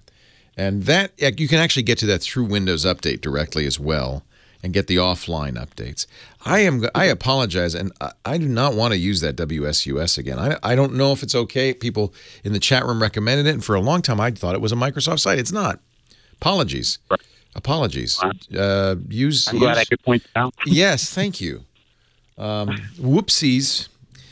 You know this. We all rely on one another, and sometimes I make a mistake of relying too much. I think it's okay. I know people have used it for years, so I think it's okay. On that site that I quoted earlier, the German site, I don't know that the downloads are safe, but I know all the KB numbers applied, and somewhere in the middle of that, I found the hang. Nice. You know what I'm saying? Yeah. I kind of wish I'd have kept the. Yeah. Well, say again. It's WU dot. Okay, it's WU dot K as in kilo, R as in relay, E as in Edward, and then LAY. Got it. Dot EN dot DN. Dot David Edward. / EN, like engine. Got it, for English. Okay. Yeah. We'll put that on the show notes so that people can click that link. That's a good. And Windows Server Update Services is a Microsoft service. I'm not saying it's not, but I guess that site is not. So right. If you go to Microsoft.com/WSUS, you can find out more about their server updates, and server update services. But I guess WSUS offline was some fan created it to make it easier. Right, and that's the thing with this. I think he's German, to be honest. Yeah. That's that DE is Deutschland. So yeah. And he quit doing Vista, but that's why I stayed on the line this whole time, was for the Windows 7 guy that asked earlier. Thank you. Okay, because thank you. He's still doing the Windows 7 stuff. Crelay. And yeah. All right. So hey. God bless you all, and thank you for taking my call. I really appreciate your help, and that's really how it works here. We all have to help one another because sometimes the companies don't do a great job of helping. This site's interesting. Krelay. I should reiterate that while I'm sure this site is fine, as is WSUSoffline.net, it always is a little risky to take files not from the creators of those files, in this case Microsoft. And so probably preferable to get them directly from a Microsoft.com site. 8888 Ask Leo, news at the top of the hour. Coming up in a bit, we'll be back with more of your calls. Don't forget the website. We put everything up there, including that long URL. I'm glad he spelled it. Because poor James DeRuvo, who's writing down all these show notes, is listening going, what is that? What is that again? You don't have to worry. James got it, I'm sure, and it'll be there at techguylabs.com, along with every question, every answer, every link from every show. 1,353 shows. You can also add your comments, and after the fact, you can listen to audio and video of the show. So if you miss an episode, don't worry. It's all there. techguylabs.com. I am Leo Laporte, the Tech Guy, and we will be back, good Lord willing, and the creeks don't rise, right after this. Stay right here. Our show today brought to you by my Ring Video Doorbell. I love this thing because I know when somebody's at my door ringing the doorbell or even just walking around in the driveway. The Ring Video Doorbell is such a peace of mind thing. It replaces your existing doorbell. Or you actually have one with a battery. You don't even have to have a doorbell. But it's easy. You know, what I did, I took out the old doorbell, that little, cheap piece of plastic that kind of hanging off there. And I put this nice, beautiful looking Ring doorbell on there. It's got a high-def camera. It's got a microphone. It's got a speaker. It's got motion sensors. And, it just happened a minute ago. Somebody was at my door. And you probably didn't notice this, but I can surreptitiously check to see who's that? Who's at my door? And then I go, oh, it's Sarah. It's okay. We told her to stay home, but it's okay. You know what's going on at all times, whether they're ringing the doorbell. You can, if somebody comes to your door, you can actually answer it, even if you're not home. If you're anywhere online, you could be in Montenegro, and somebody rings the doorbell, sailing the beautiful Bay of Kotor, and it goes ding dong. I go, so there's somebody at the door in California. Hello, yeah, I got a package. Hey, I'm in inside right now calling the police. Okay, never mind. And you got video, and it records it if you want. It's awesome. Here's the deal. Go to ring.com/techguy. They've got all these Ring of security kits that include not just the doorbell, and there's two kinds. There's the new Pro, the original Ring. That's what I've got. They also have the stick-up cam, which is a Ring without the doorbell. It's got the same microphone, speaker, camera, and a solar panel, so it doesn't have to be wired at all. And that can keep an eye on other parts of your property besides the front door. They also have the chime where you could plug that into the wall. It joins the Wi-Fi, and that rings when your doorbell rings. So you could put that like in your workshop. If there's places in your house where you never hear the doorbell, put that there, and you'll never miss it.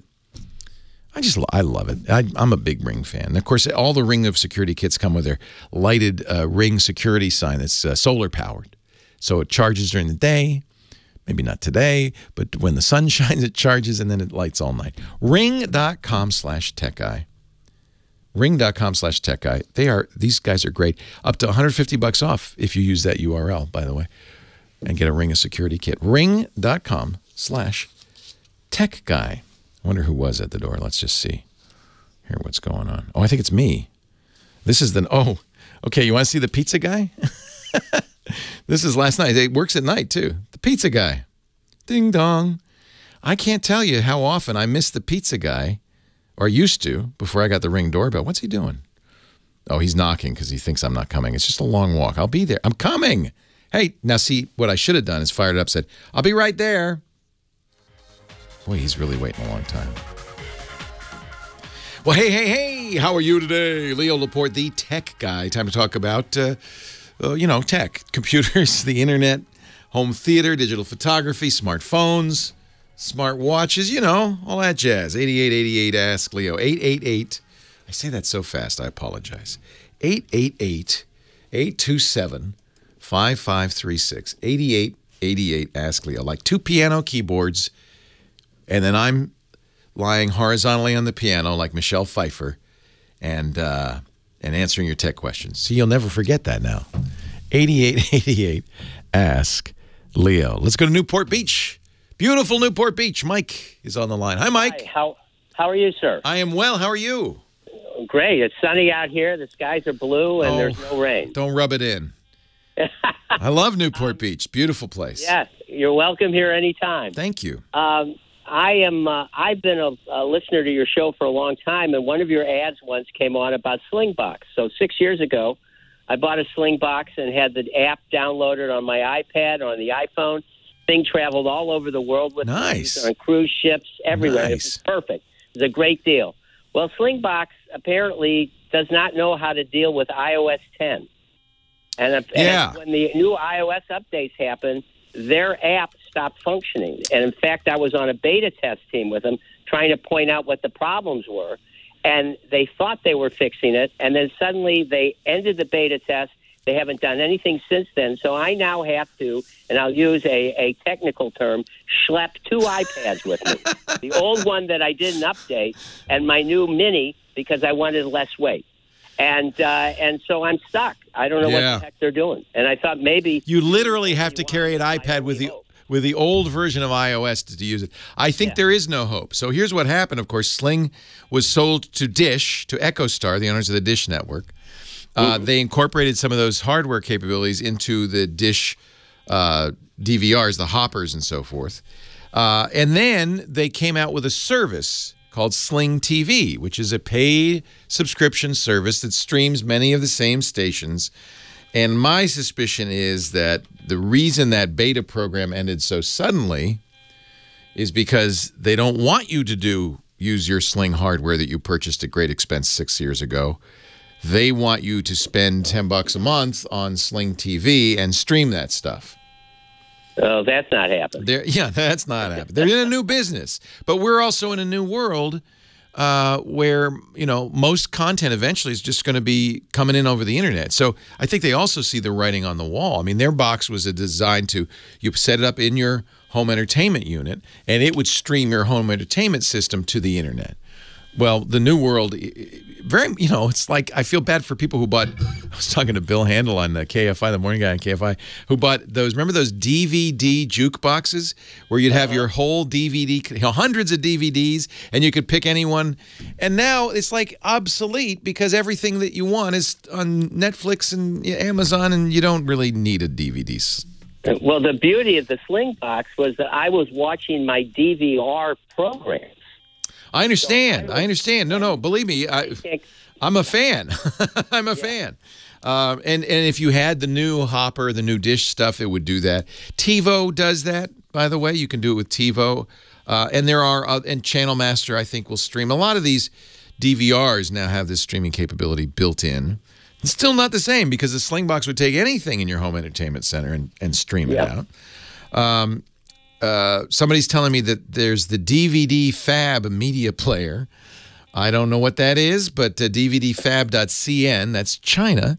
And if anybody would be good at pirating TV signals, it'd be China. So you might check them out. The Slingbox was a great device. I just think that the company, I don't know. I have no insider knowledge. They haven't advertised with us for a few years. And I was a big fan, and I really liked the company, but I haven't talked to anybody. And I would, since then, I suspect that what's happened is their business model has transitioned. And this happens, unfortunately, right? Yeah. Well, I guess the thing is just don't update one of the iPads. Don't update one of the iPads, because I would guess, I don't know, again, that they're never going to update that app. Now, it depends what you want to do, but there are, as I mentioned, there are other ways to do this. There's also Kodi and Plex, and there are ways to stream your content from your home entertainment, depending on what you want. I mean, is your prime interest taking it from a DVR? Yes, the shows that I record. I travel all the time, so I'm able to go back in and see specific shows that I've recorded. I know. It was so cool. It even had the remote control for your particular brand of DVR on the app. You could press record, just as you were if you were home. Press record, plus playback, rewind. It was all there. Yeah, and they've even changed that on when they updated, or when we went to iOS 10. That there's two-step function to erase a program from a DVR under my cable company. You have to first acknowledge you want to erase it, then you have to hit the yellow A key. Well, that key doesn't work anymore on their new on the updated app. And I would say, get a TiVo, but I don't know that has much life left in it either, because they got acquired by a company called Rovi, which is pretty much, it was a television directory, TV guide company, and they pretty much said, we don't really have any interest in hardware. We just want we've licensed the intellectual property, which tells me that I spent lots of money on lifetime subscriptions on 3 different TiVo boxes, and I'm deathly afraid those are going to stop working any minute now. Huh. So, well, I guess with the network streaming all their shows now, I guess the point. Rely upon that. That's the point. You could, for instance, a lot of people use Hulu as in effect a DVR because the network shows, many of them are on Hulu, and you just stream it from Hulu. You don't have to record it ahead of time, right? But you can't, some of those you can't fast forward through. I know. Believe me, I agree with you. You have my sympathy. We are in really disruptive times. That's the problem. Yeah. So I just there are solutions. The chat room's replete with workarounds, and I'll put some of those up in the show notes at techguylabs.com. In fact, there's a whole subreddit in their cord cutters Reddit, which describes this very problem and alternatives. So we'll put a link to that as well in the show notes. I fear for all of these hardware solutions. I think eventually the whole idea is everything's on the internet, and you just get it there. That's what happened with music, right? Yeah, true. Yep. Well, the golden days may be over soon for this then. Yeah, I think so. I'll keep dragging around. Thank you. Around more laptops and iPads. Thank you very much. Well, I take it personally, Mike, because I recommended it to you. And well, it was wonderful too. Well, but I'm recommendation. I'm keenly aware of the fact that when anytime, and almost all of our advertisements are personal recommendations from me, and anytime I do that, I am now responsible.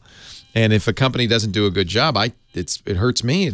I take it personally, and as well as hurts you. So I feel bad about this. I of course had no notion that this would happen, but I apologize. I'm glad you got some use out of it over the last 6 years. Well, just one reminder to you: make sure you know who you're talking to. I'm a lawyer. Never say you take things personally. I didn't say I take responsibility. I just take it personally. Take it personally. Well, I can't get in trouble with taking it personally, can I? No, I don't think so. Thank you, Mike. It's great to talk to you, and I'm sorry that there isn't a better solution.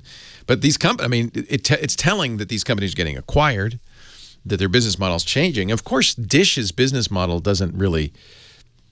I mean, I guess it matches a little bit with Sling, but not so much. And now they're doing a streaming solutions, and that definitely doesn't match.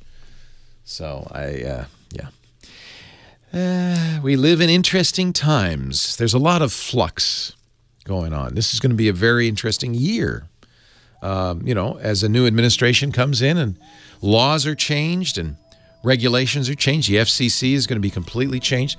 So it's kind of unpredictable right now. Leo Laporte, the tech guy. Richard in Sonoma. You staying dry, Richard? I'm actually looking out the window to see if the creek across my driveway is going to flood, but otherwise, all dry. That's what we're doing, too. I'm looking, except unlike you, I'm looking across the parking lot to see if the office is going to flood. There's a lot of flooding going on up here in Northern California, so stay dry. My favorite footage, what I was watching, because I'm watching you on TV, was the fire truck going by and then the small truck towing the rubber ducky boat. Yeah, the raft. That was how you were going to come to work. I think that was a rescue. I think that was a rescue boat going by. Because I made it by the skin of my teeth. There are 3 different routes that I can get to this studio. 2 of them were closed due to flooding. The 3rd was being closed as I arrived, and I just ignored the sign and plowed through the water and survived. Fortunately, I don't know. Before I left, I was looking up what the fording capabilities are of the Tesla Model X, and either I was going to get electrocuted or I was going to make it, and I think I made it.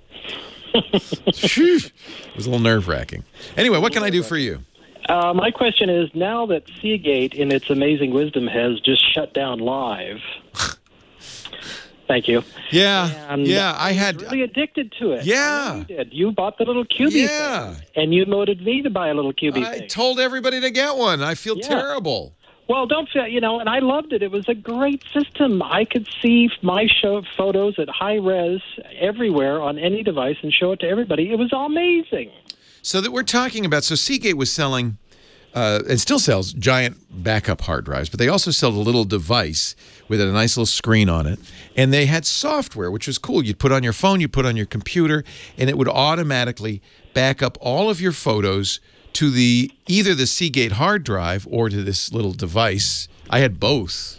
I had a 4 terabyte Seagate backup drive, and I had the little live unit. And it was really cool. And then they announced December 31st of last year. Oh, it's not where that's it. We're pulling the plug. Crazy. So I don't, I just unplugged it. Have you? Go to Synology, is that it? Yeah, that's what I did. World of Synology? Yeah, that's what I did. It's very expensive. Yeah, I hate that part. It's not, the good news is it's not too hard. Yeah. But it's very expensive. So basically what Seagate was doing was making a NAS solution for your photos, just turnkey, very simple. Right. Now, if you wanted to go with, Synology would be an example. There are many other companies that do this. QNAP is also very good. You could do it with a Drobo. There are lots of ways to do this. But the Synology software, which I've been using, has a photo station program. And it has clients for Android and iOS and so forth. So it does exactly the same thing. It will back it up. Now, it's probably a little more robust because, which is one of the reasons it's more expensive. You can get these, Synology has a variety of network-attached storage devices, but in most cases, it's redundant drives. So if one drive fails, I have it set up. I have the 1815 Plus. I think, the 15 plus. Thank you, John. The container is about $650 alone, and then you've got to populate it with 5 drives, so it adds up. However, I've said it so if any 2 of the drives die, my data is still safe. So that I have about 8 terabytes of redundant storage, and if you want to even go more crazy, you can use it to back up to the cloud. Wow. With a variety of different plugins. You can even set up a second Synology offsite, say at work, and have them synchronize. So I feel pretty good about data integrity. I'm never going to lose a photo, but it is really expensive. And could I do something? Does anybody do open source software or software that I could do this on like a Guardian Maximus? Sure. Sure, there's lots of solutions. That's a mirrored. I have several of those. There you go. You don't really. So the Synology is 2 things. It's this nice hardware, but you've duplicated that, and then it's their disk station software, which I'm kind of impressed because most of the time companies, including Seagate, by the way, that sell hardware, the software is usually an afterthought. Right. And one of the reasons I like QNAP and Synology as NAS companies is it looks like they put as much effort into the software as they do the hardware. Right. So that's. Did I hear you say that you'd also migrated your Evernote over to that? I did. They have a Note server that works identically to Evernote, and I did that for a couple of reasons. One, because Evernote is now, $8 a month for the premium version, and they've always said they've never pretended that your data is secure is private on their server. They have the key. You can encrypt it if you want, but they can get at any of your data, just like Dropbox, just like most of these guys. If you run your own server, you can kind of guarantee that it's encrypted. Now, then the burden falls on your shoulders to make sure it's also not hackable. Right. But I think Synology does a good job of giving the tools to do that. They have a security audit and so forth. And you just have to trust them that they're not going to have some horrible security flaw in their software. Right. And can I go to Synology and just download that software and install it onto one of my That you cannot do. It Okay. is Linux, but their customizations are not open source. However, there are lots of choices. I would look at FreeNAS, FREENAS, which is an open source Linux distro for network attached storage for this kind of device. Okay. Network attached storage, just a little primer for people listening going, what are they talking about? It's essentially a computer without a keyboard, mouse, or monitor.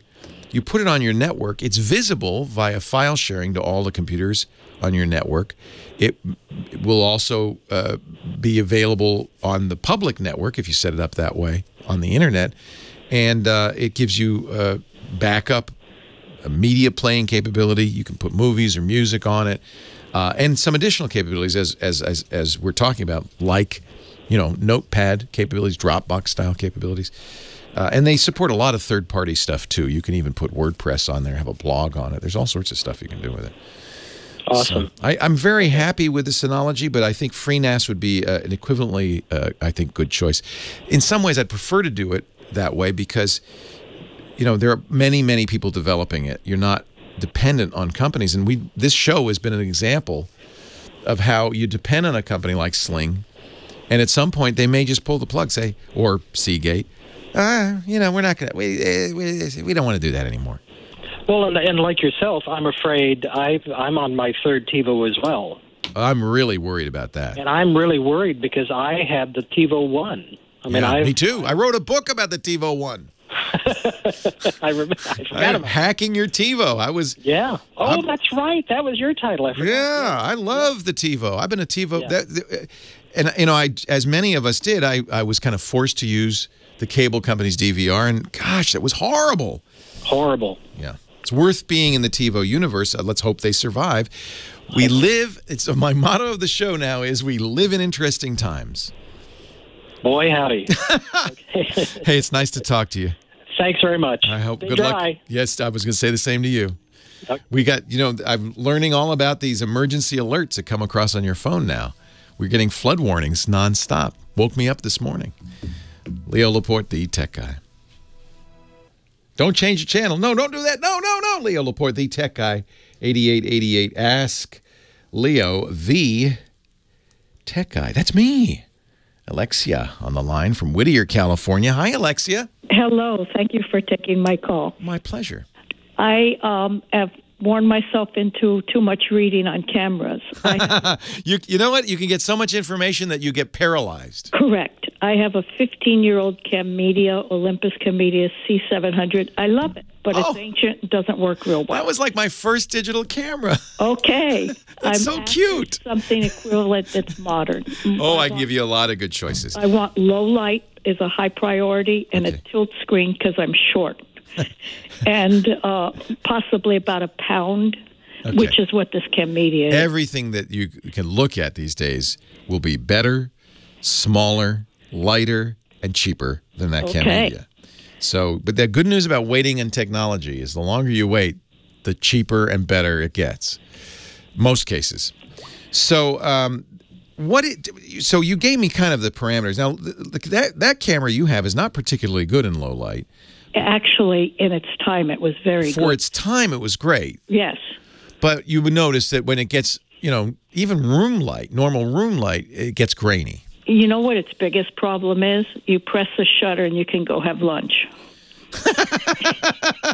We call that shutter lag, and that is something that really was problematic for many years. Also, completely fixed. Okay. And that's nice because, frankly, the best way to take a picture, especially if it's of a moving object like a child, is to be able to push the button and get the picture. I left one criteria out. This had a 10x optical zoom. Yes. Very nice. I'm going to have you look at the Canon Power Shots. Okay. Olympus still, by the way, still makes very good cameras. The Canon Power Shots are inexpensive. A couple $100 will get you a better camera than you have now, much. The faster, higher resolution, better low light performance, lighter weight. 10x zoom, they have several with 10x zoom. Okay. They're still point and shoots. They're still compact. So I would definitely look at the Canon Power Shots, and then just what you should do is, if you can go to a camera store, I just want to tell you to do that because I want to support camera stores because we need them, right? Otherwise, where are you going to go look at a camera? So if you have, I know what you're saying, but I'm like a fries person and a cocktail person. No, believe me, I get it. I buy everything on Amazon.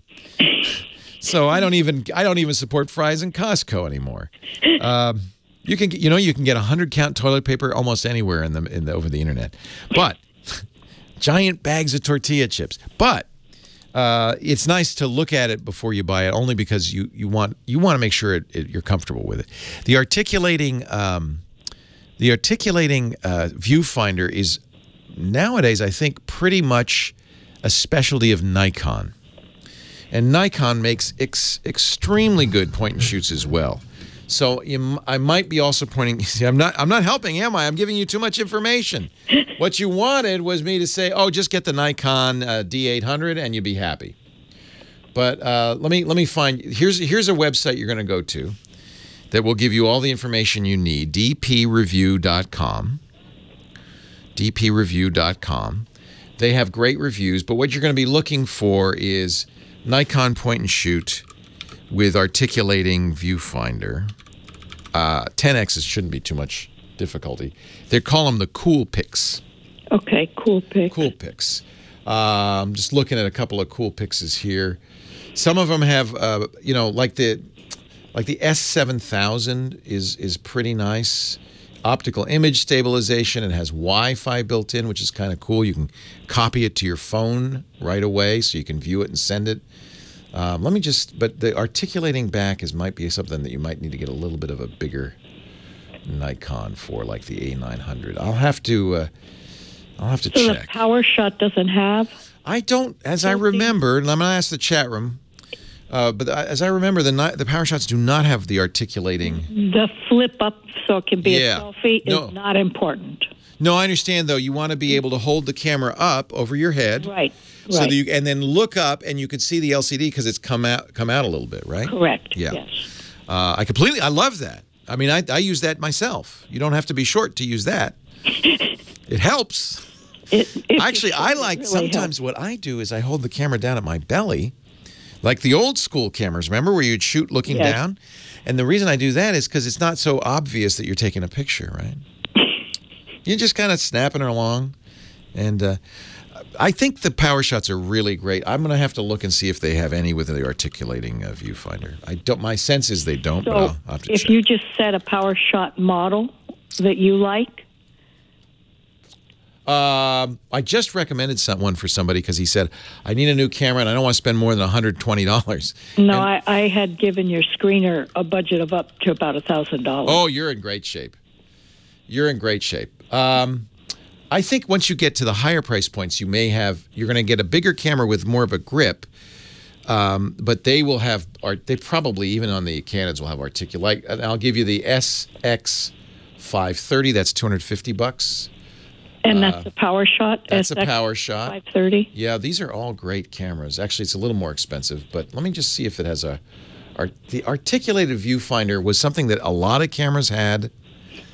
And, okay, here's another one from the chat room. The Sony. Now, because you have a higher budget, I'm not trying to spend your money, but the Sony Alpha cameras are amazing cameras.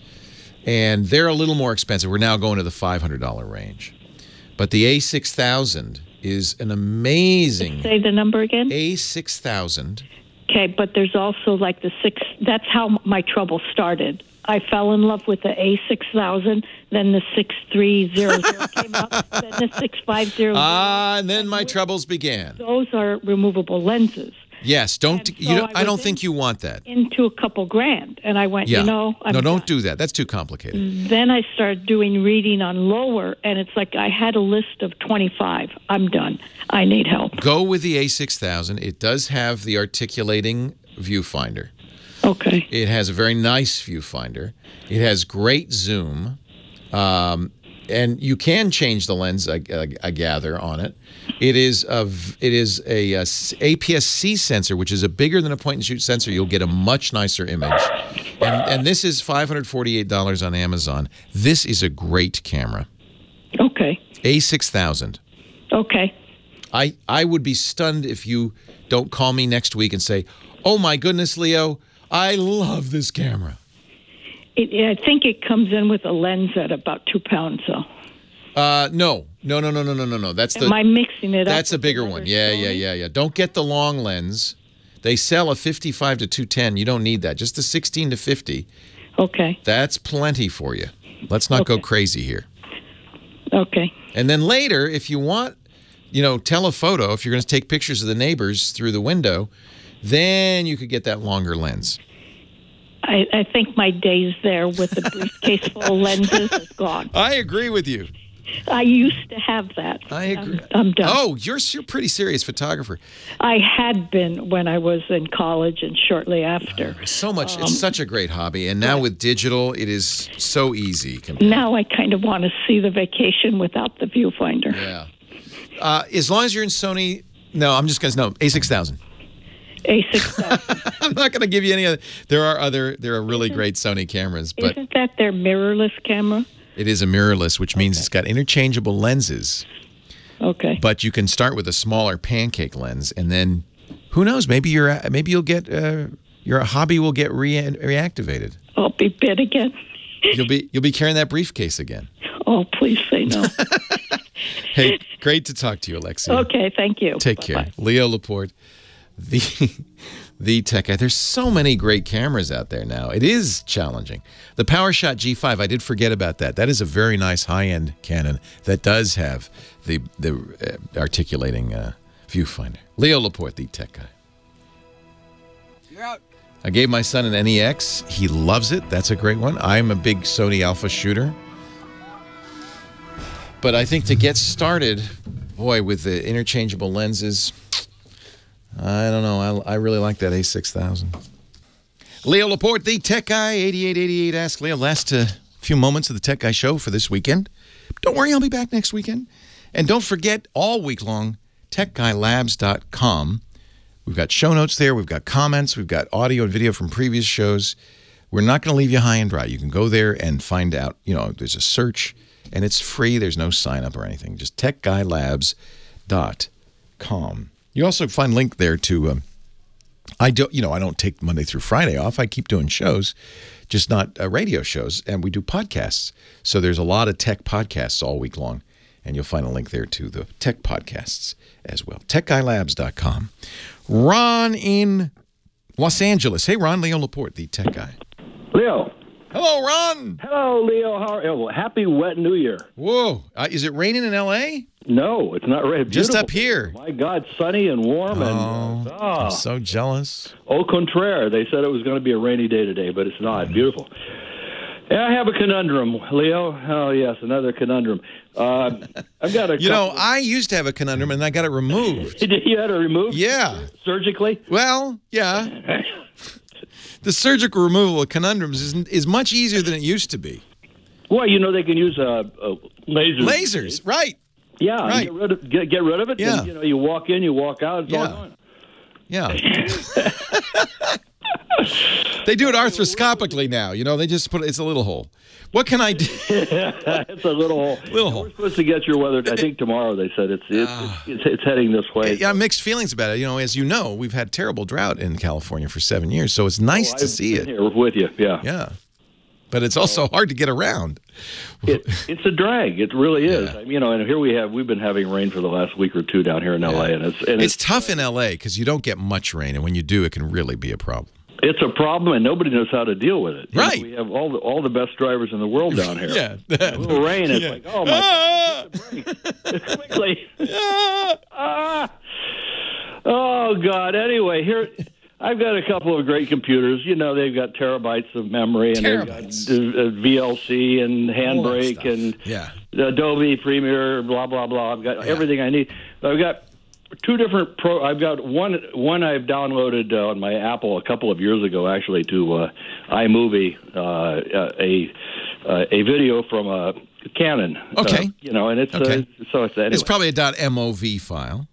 Probably an MOV. It plays fine, but QuickTime movie. Okay. Yeah, but every time that Apple updates their software, I lose part of it. So what do you mean? It gets shorter? Yeah, it gets shorter. Like it's half gone now. That doesn't make any sense. It doesn't make any sense at all. But it's Apple. Okay. Anyway, so that okay. I have a backup for that, so I'm not good. You have the original at some place somewhere. I have the original, right? But then I have from an RCA, one of the little handy RCA Handycam. Oh yeah, those are probably Windows Media files. It's AVI. Yep, that's and Windows. AVI is on my Dell. Yeah. I bought a new. MOV's for Apple, AVI's for Dell. Right. And the other problem is that's just a wrapper. Those are just wrappers. Inside that MOV file and AVI file are compressed video streams of a variety of different styles. Really old AVIs might have Cinepack compression. There's all kinds.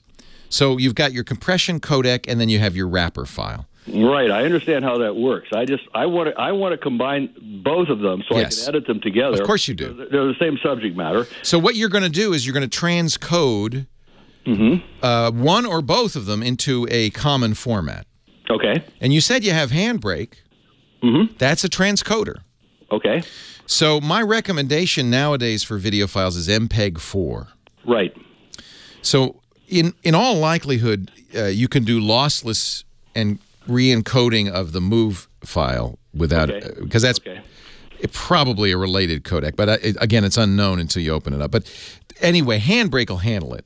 What Handbrake is, you're sophisticated, so I could tell you this, but don't tell anybody else. Your secret is safe with me. Safe. What Handbrake is just a nice user interface to a very powerful command line program called FFmpeg. And FF, as in fun fact, which you've just learned. Fact. Okay. And FFmpeg is a power tool. It can do anything. All right. So that means any codec into any codec, no problem. Okay. So you just need to get it into a common one. Again, I think MP4 is the most modern and most likely to be a usable format for the longest amount of time. With the .264. Yep, H.264 or even one of the more modern codecs, right. But it'll make an MPEG-4 file. You'll have the choices in Handbrake. Okay, okay. Now, let's say we do that. Should I put everything on the Apple? Doesn't matter. Which is an iMac, again? Doesn't matter. Or on the Dell? Doesn't matter. Either put way. it on both. MP4, the nice thing about MP4 is everything can read it now. What do you use to edit video? You use iMovie on the Mac. What do you use on the Windows? I have used so many things, but I on my Dell. What have I haven't really done a good video editor. On the Dell. A good video editor should be able to handle both these. These are very common file formats. So Okay. you might not even need to do the transcoding. You might be able to just take iMovie and import your AVI file. I would certainly try that before you do anything else. I'll do that. Okay, now one more question. Moving on to an external drive, because I want to get all this stuff off the computers once I've edited them. Okay.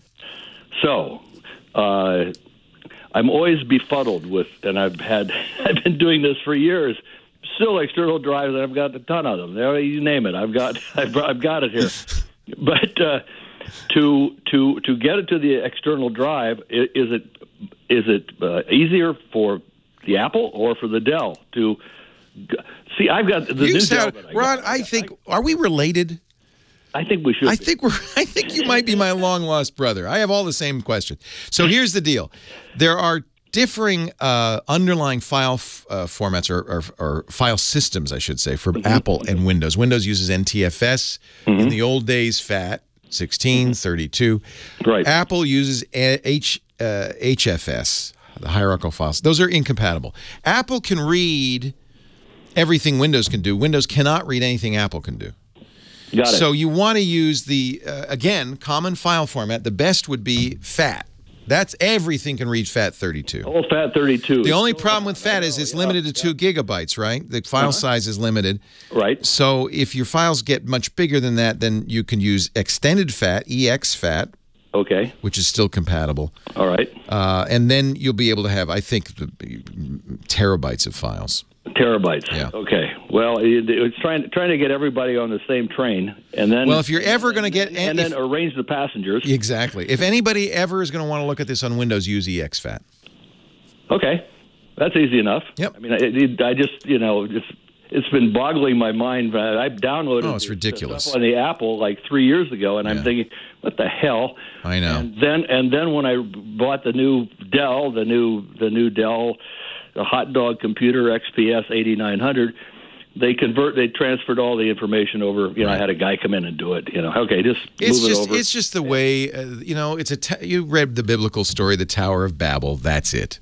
We are all living in this tower where nobody can talk to anybody else. But that's why you want this. It kind of is like languages. This lingua franca. You want a common language. MP4, exFAT. Got to run. Hey, it's great to talk to you, brother. Somebody's saying, yeah, it's a Tower of Babel, but isn't it better than it used to be? I don't know. I think it gets worse because there's more languages, more formats. And then the old stuff. You have a zip disk? What are you going to do with that? You can't even read it anymore. I'm out of time. Hey, I want to thank Mike Cozio, our musical director, for playing some great tunes today. Kim Schaffer for getting some great callers. Thanks to all of you who called and who listened. You also serve who merely sit and listen. I appreciate it. Thank you very much. We'll be back next week. I hope you will too. Leo Laporte, the tech guy. Have a great Geek Week. Sorry, James, I am a bad man, but this will appear on the podcast if that's any consolation. Hey, Leo, good to meet you. Nice to meet you. Hey, I am in the process of building a home theater rec room combination, and I need a little help with sound and video.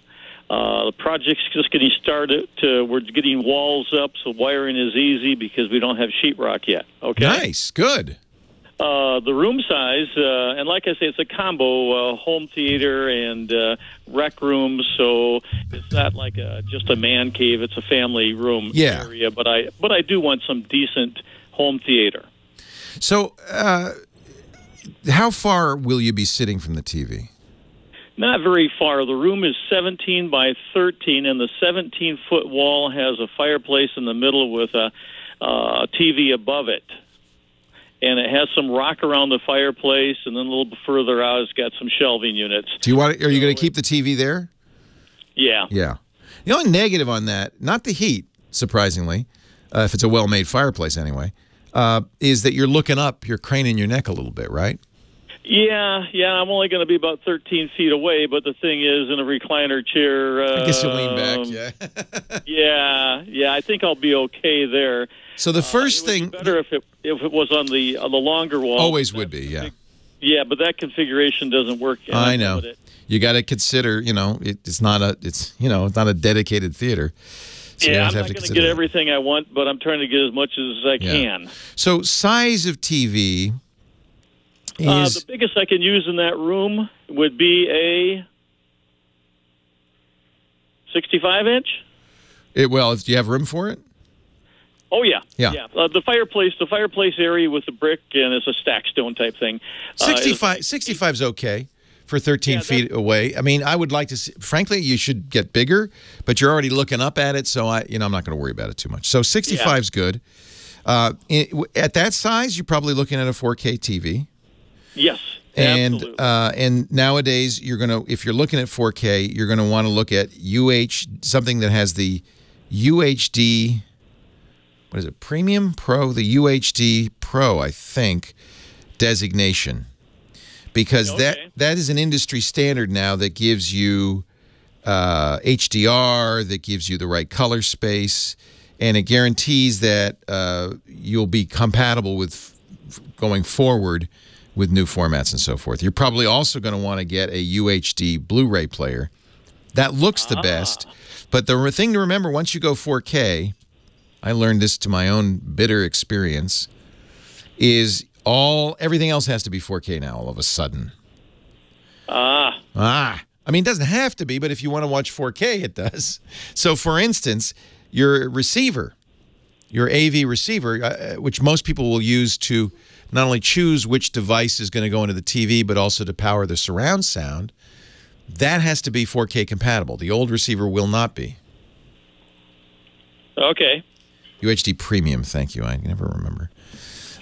So you're going to be looking, and I would look at Denon is probably the best reasonably priced choice. There are a lot of high-end choices, but Denon is a very good 4K for under $500 AV receiver.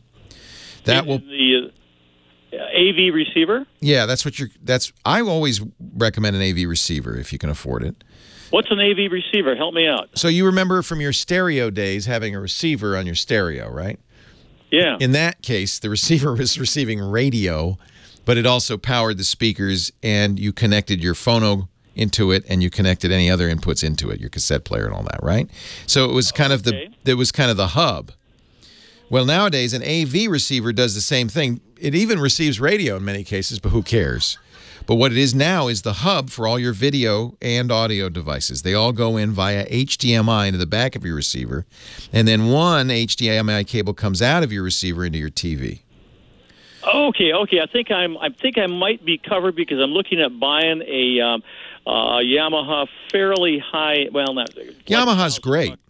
That's an AV receiver. Receiver. That's an Atmos system. That's an AV receiver, and if it's Atmos, it's probably 4K compatible. Just make sure. Okay. It's got a couple of zones and that's an AV receiver. Okay. And Yamaha's excellent. Perfect. Yeah, I like it. Hey, are you familiar with RLS speakers? They sell direct to the consumer. They've been in business for a long time, and they sold. They went out of business, and now they're back in business. I'm not particularly, but I think Scott's mentioned that brand name. Okay. But I've not heard them. But if you like, speakers are a very subjective thing. I found you can read speaker reviews till you're blue in the face, but you got to listen to them and see if you like them. And you really can't even tell that because they're probably not broken in, and you're listening in a showroom, and et cetera, et cetera, et cetera. So I think it's a racket. It's kind of a racket. Kind of a racket, yes. Kind of, yeah. Kind of a racket. So if you like the sound of RLS speakers, you've had them before, you're great. And because it has Atmos, you're going to be buying many speakers. Yes. Because you have to have Atmos speakers that are either up-firing or from the ceiling. And Atmos is 7.2 usually, so that means you'll have not only side speakers but back speakers. You'll have a sub. You may have two subs. You don't need two subs in a room that size, but No. A matter of fact, I'm thinking I may limit it to a 5.1.2. That's fine. Because frankly, I don't like too much surround sound. Makes me feel weird. Really? Well, good to hear. Last night, I thought there were kids playing on the porch till I realized, oh, that's supposed to be in the movie. and that's my problem is you don't. I don't know. I think it's a little gimmicky. I mean, it's better. I wouldn't have stereo, but you definitely want center channel, left, right, and it's probably good to have surrounds. Yes. But you don't need four surrounds, and you got Atmos, which means you're also going to have downward firing speakers or speakers that somehow bounce off the ceiling if you want them. Well, here's what I've got planned, and tell me where I'm going wrong here.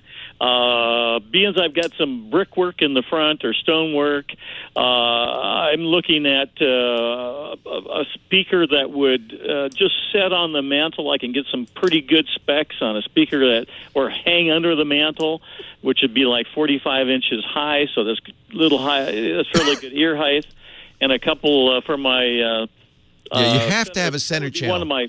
You have to have a center channel. That's the biggest one. That's the center channel. Yeah, you got to have that. It doesn't have to be the best speaker. Right below the TV. It's just voice that's coming out of there, so it doesn't have to be the best speaker, but it has. But that's really important because everything's mixed in these systems, so that you can hear the dialogue. If you don't have a center channel speaker, the dialogue will get buried. Right, and then a couple of bookshelf speakers to the right and left. That's fine. 6 feet out. Yep. And then a couple of wall speakers alongside, like in the back, and a couple of ceiling speakers for the Atmos. And I'm good. That sounds magical. Get a sub. Get a good sub. A good sub, and I'm sounds set. Magical. That sounds perfect. Make sure, but again, I'll invite you over. Make sure on that Yamaha, if you want to watch 4K video, you will have to have 4K compatibility. That's something new, and you know what? It's fine. You can just watch 1080p, but don't buy a 4K set. No, I want 4. Well, then you have to check and see, and you may have to upgrade that receiver. So Yamaha's pretty good. Yamaha's excellent. Okay. Yeah, and that's doing the surround, but it's also getting all the video inputs from your cable box, from your DVD player, from your game machine, from your Roku, from your Apple TV. All of those are going in the back of the Yamaha, so you might want to count how many in it has. Make sure it has adequate HDMI in. I have 7 on mine, and they're full, and then 1 out to your TV, and that's how you switch. So UHD Premium is the spec for your TV, and you want a receiver that supports UHD as well. 4K. UHD is interchangeable with 4K. It's the actual technology, ultra high def. How about putting that into another room? Is that's what they're doing nowadays a lot? They're taking it back and conduit to another room. Sure, since you got the walls open, you could have a closet. Yeah, but then you're going to need most of the remotes for most of those devices are line of sight. They use infrared. So you're going to need to get a special RF based remote control so that you can control them. Right. And I'm looking at Harmony by Logitech. Perfect. Yep. Okay. Just make sure it's RF based, not infrared based. Yep. Okay.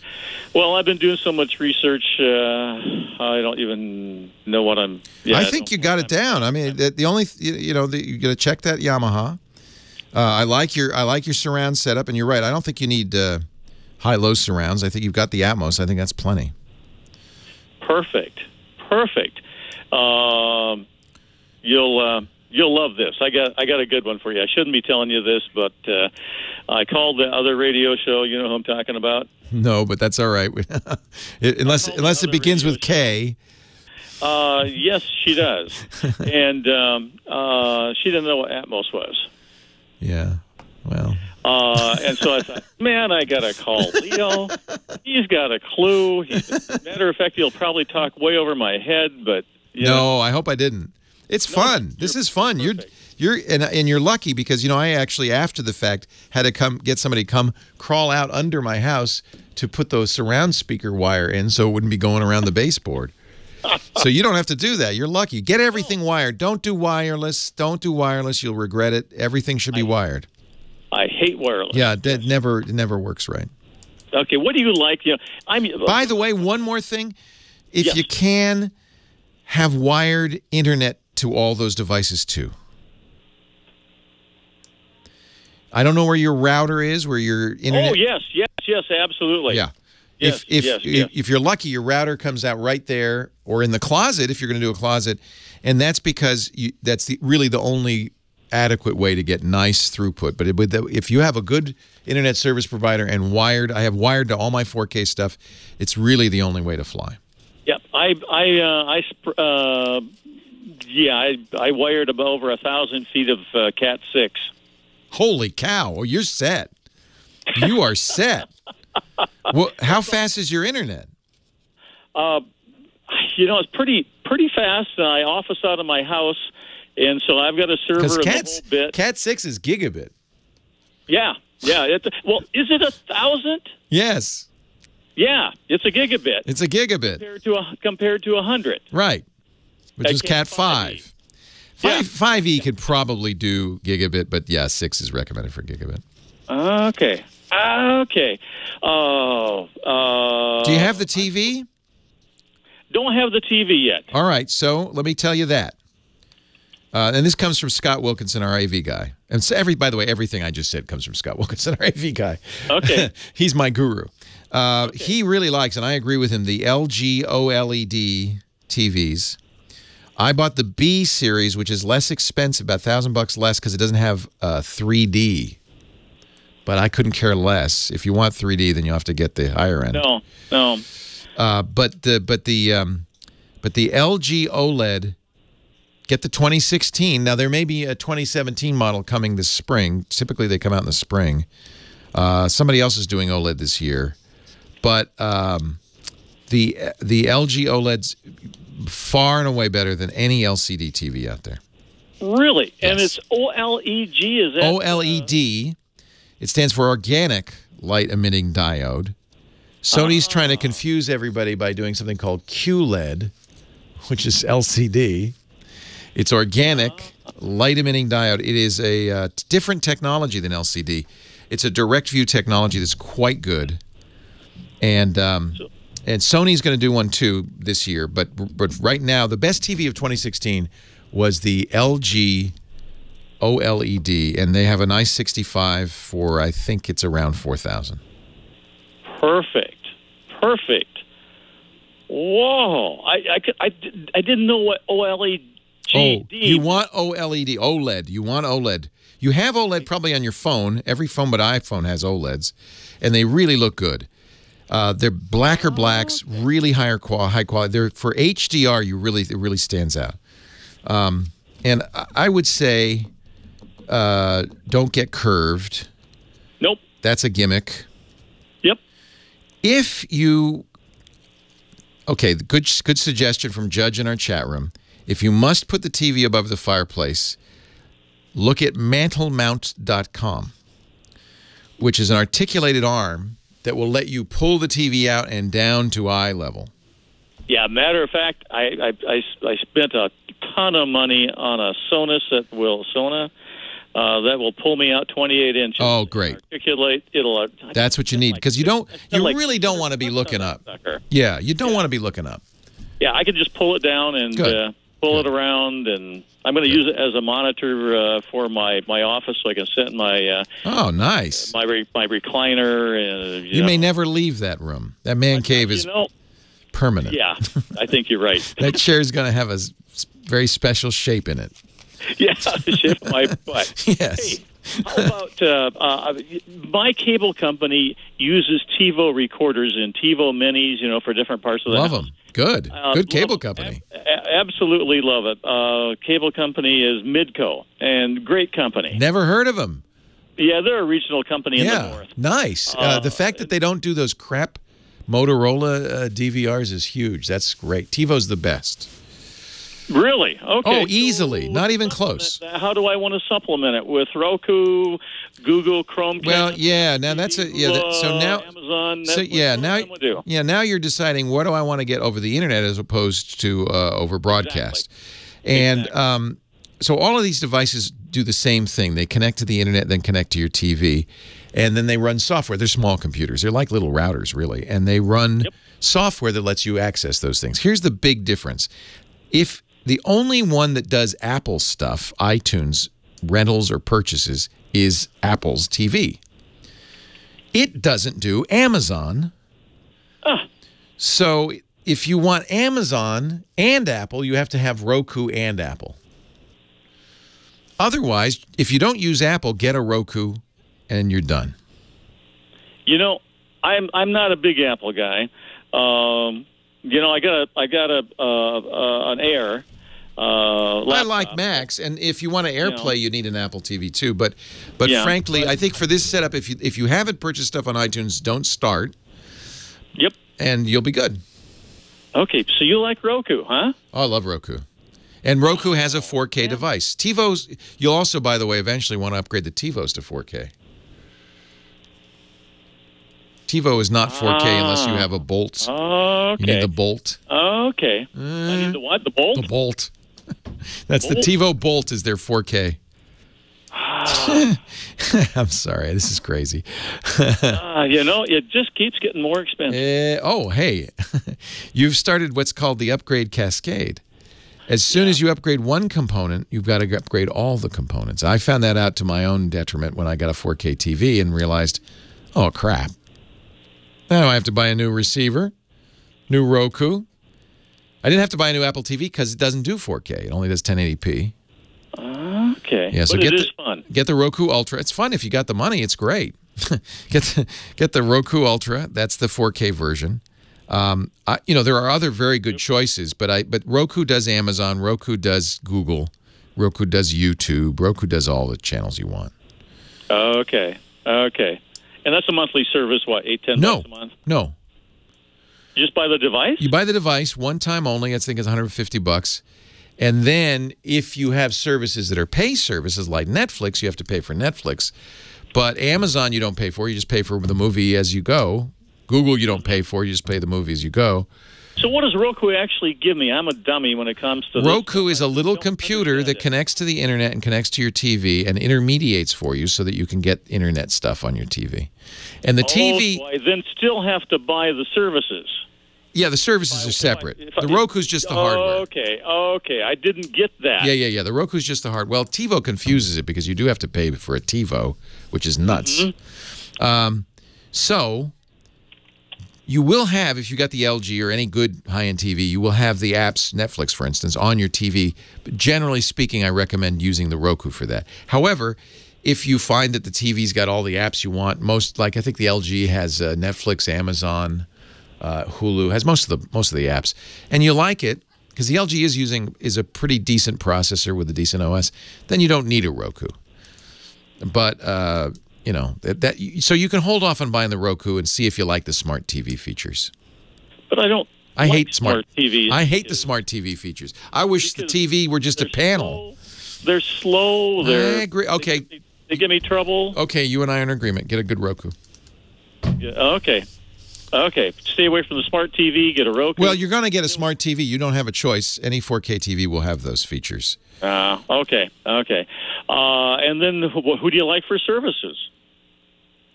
Well, that you're going to, I mean, I use Netflix. If you don't have HBO on your cable TV, and you can get HBO, Showtime. There's 3,000 Roku channels. Yeah, Prime? Amazon Prime, of course, is worth getting. Now, here's the little pro tip that somebody told me. I love this.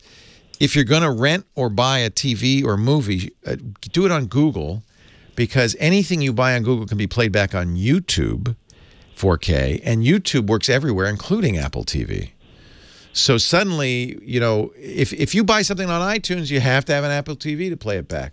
But if you buy and if Amazon, you can't play it back on an Apple TV, but if you buy it on Google, you can play it on everything.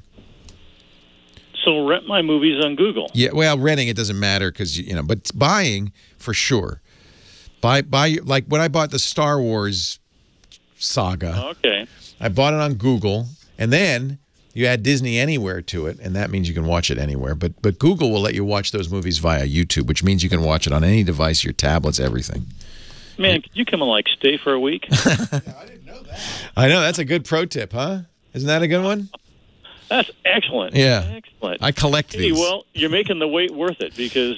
Well, good. I'm glad I could help you. I've been here a couple of days in a row, and so tell me where Moorhead is in Minnesota. Well, have you ever heard of Fargo, North Dakota? I love Fargo, North Dakota. I'm right across the river. Oh yeah, sure, you betcha. You're right up there then. Yes. Oh, nice. So you spend a lot of time indoors during the winter months. No, actually, I embrace the winter. You embrace the bracing weather. Yeah. I get the skis up my back. Oh, you cross country out there down to the down to the dog for a ski, nice. I spend a lot of time in my house because I office out of my house, and I work for a company in Chicago. Oh, neat. And a medical manufacturing company, and so. I just run everything, all the marketing for them. How nice! And, were you a broadcaster at any point? In my youth, I was a broadcaster. You have a misspent youth. Yeah. Don't we all? Yes, and I realized that I didn't want to be a broadcaster because it was a tough gig. It's a crap job. It really is. I saw those. I ran camera and engineering. And oh wow! But I was too young. My voice was a little too high, and I saw. Well, the reason I asked is you have a great voice. You could do it now. Well, it works for marketing. Sure. Sure. People like. You have to have a good presentation. I agree. Yeah. Yeah, and they don't realize I'm an old fart. Yeah, you don't sound old at all. Yeah, there you go. So, hey, James, I got to run, but it's great talking to you. I really appreciate it. Your patience. Nice to meet you, Leo. Nice to meet you. Take care. Bye. Well, that's it for the Tech Guy Show for today. Thank you so much for being here. And don't forget, it's just the tip of the iceberg. We do nearly 30 shows on the Netcast network. It's called TWIT, T-W-I-T. It stands for This Week in Tech, and you'll find it at twit.tv, including the podcasts for this show. We talk about Windows on Windows Weekly, Macintosh on Mac Break Weekly, iPads, iPhones, Apple Watches on iOS Today, security on Security Now. I mean, I can go on and on and on. You even get your daily dose of tech news with Tech News Today. And, of course, the big show every Sunday afternoon, This Week in Tech. You'll find it all at twit.tv. And I'll be back next week with another great Tech Guys show. Thanks for joining me. We'll see you next time.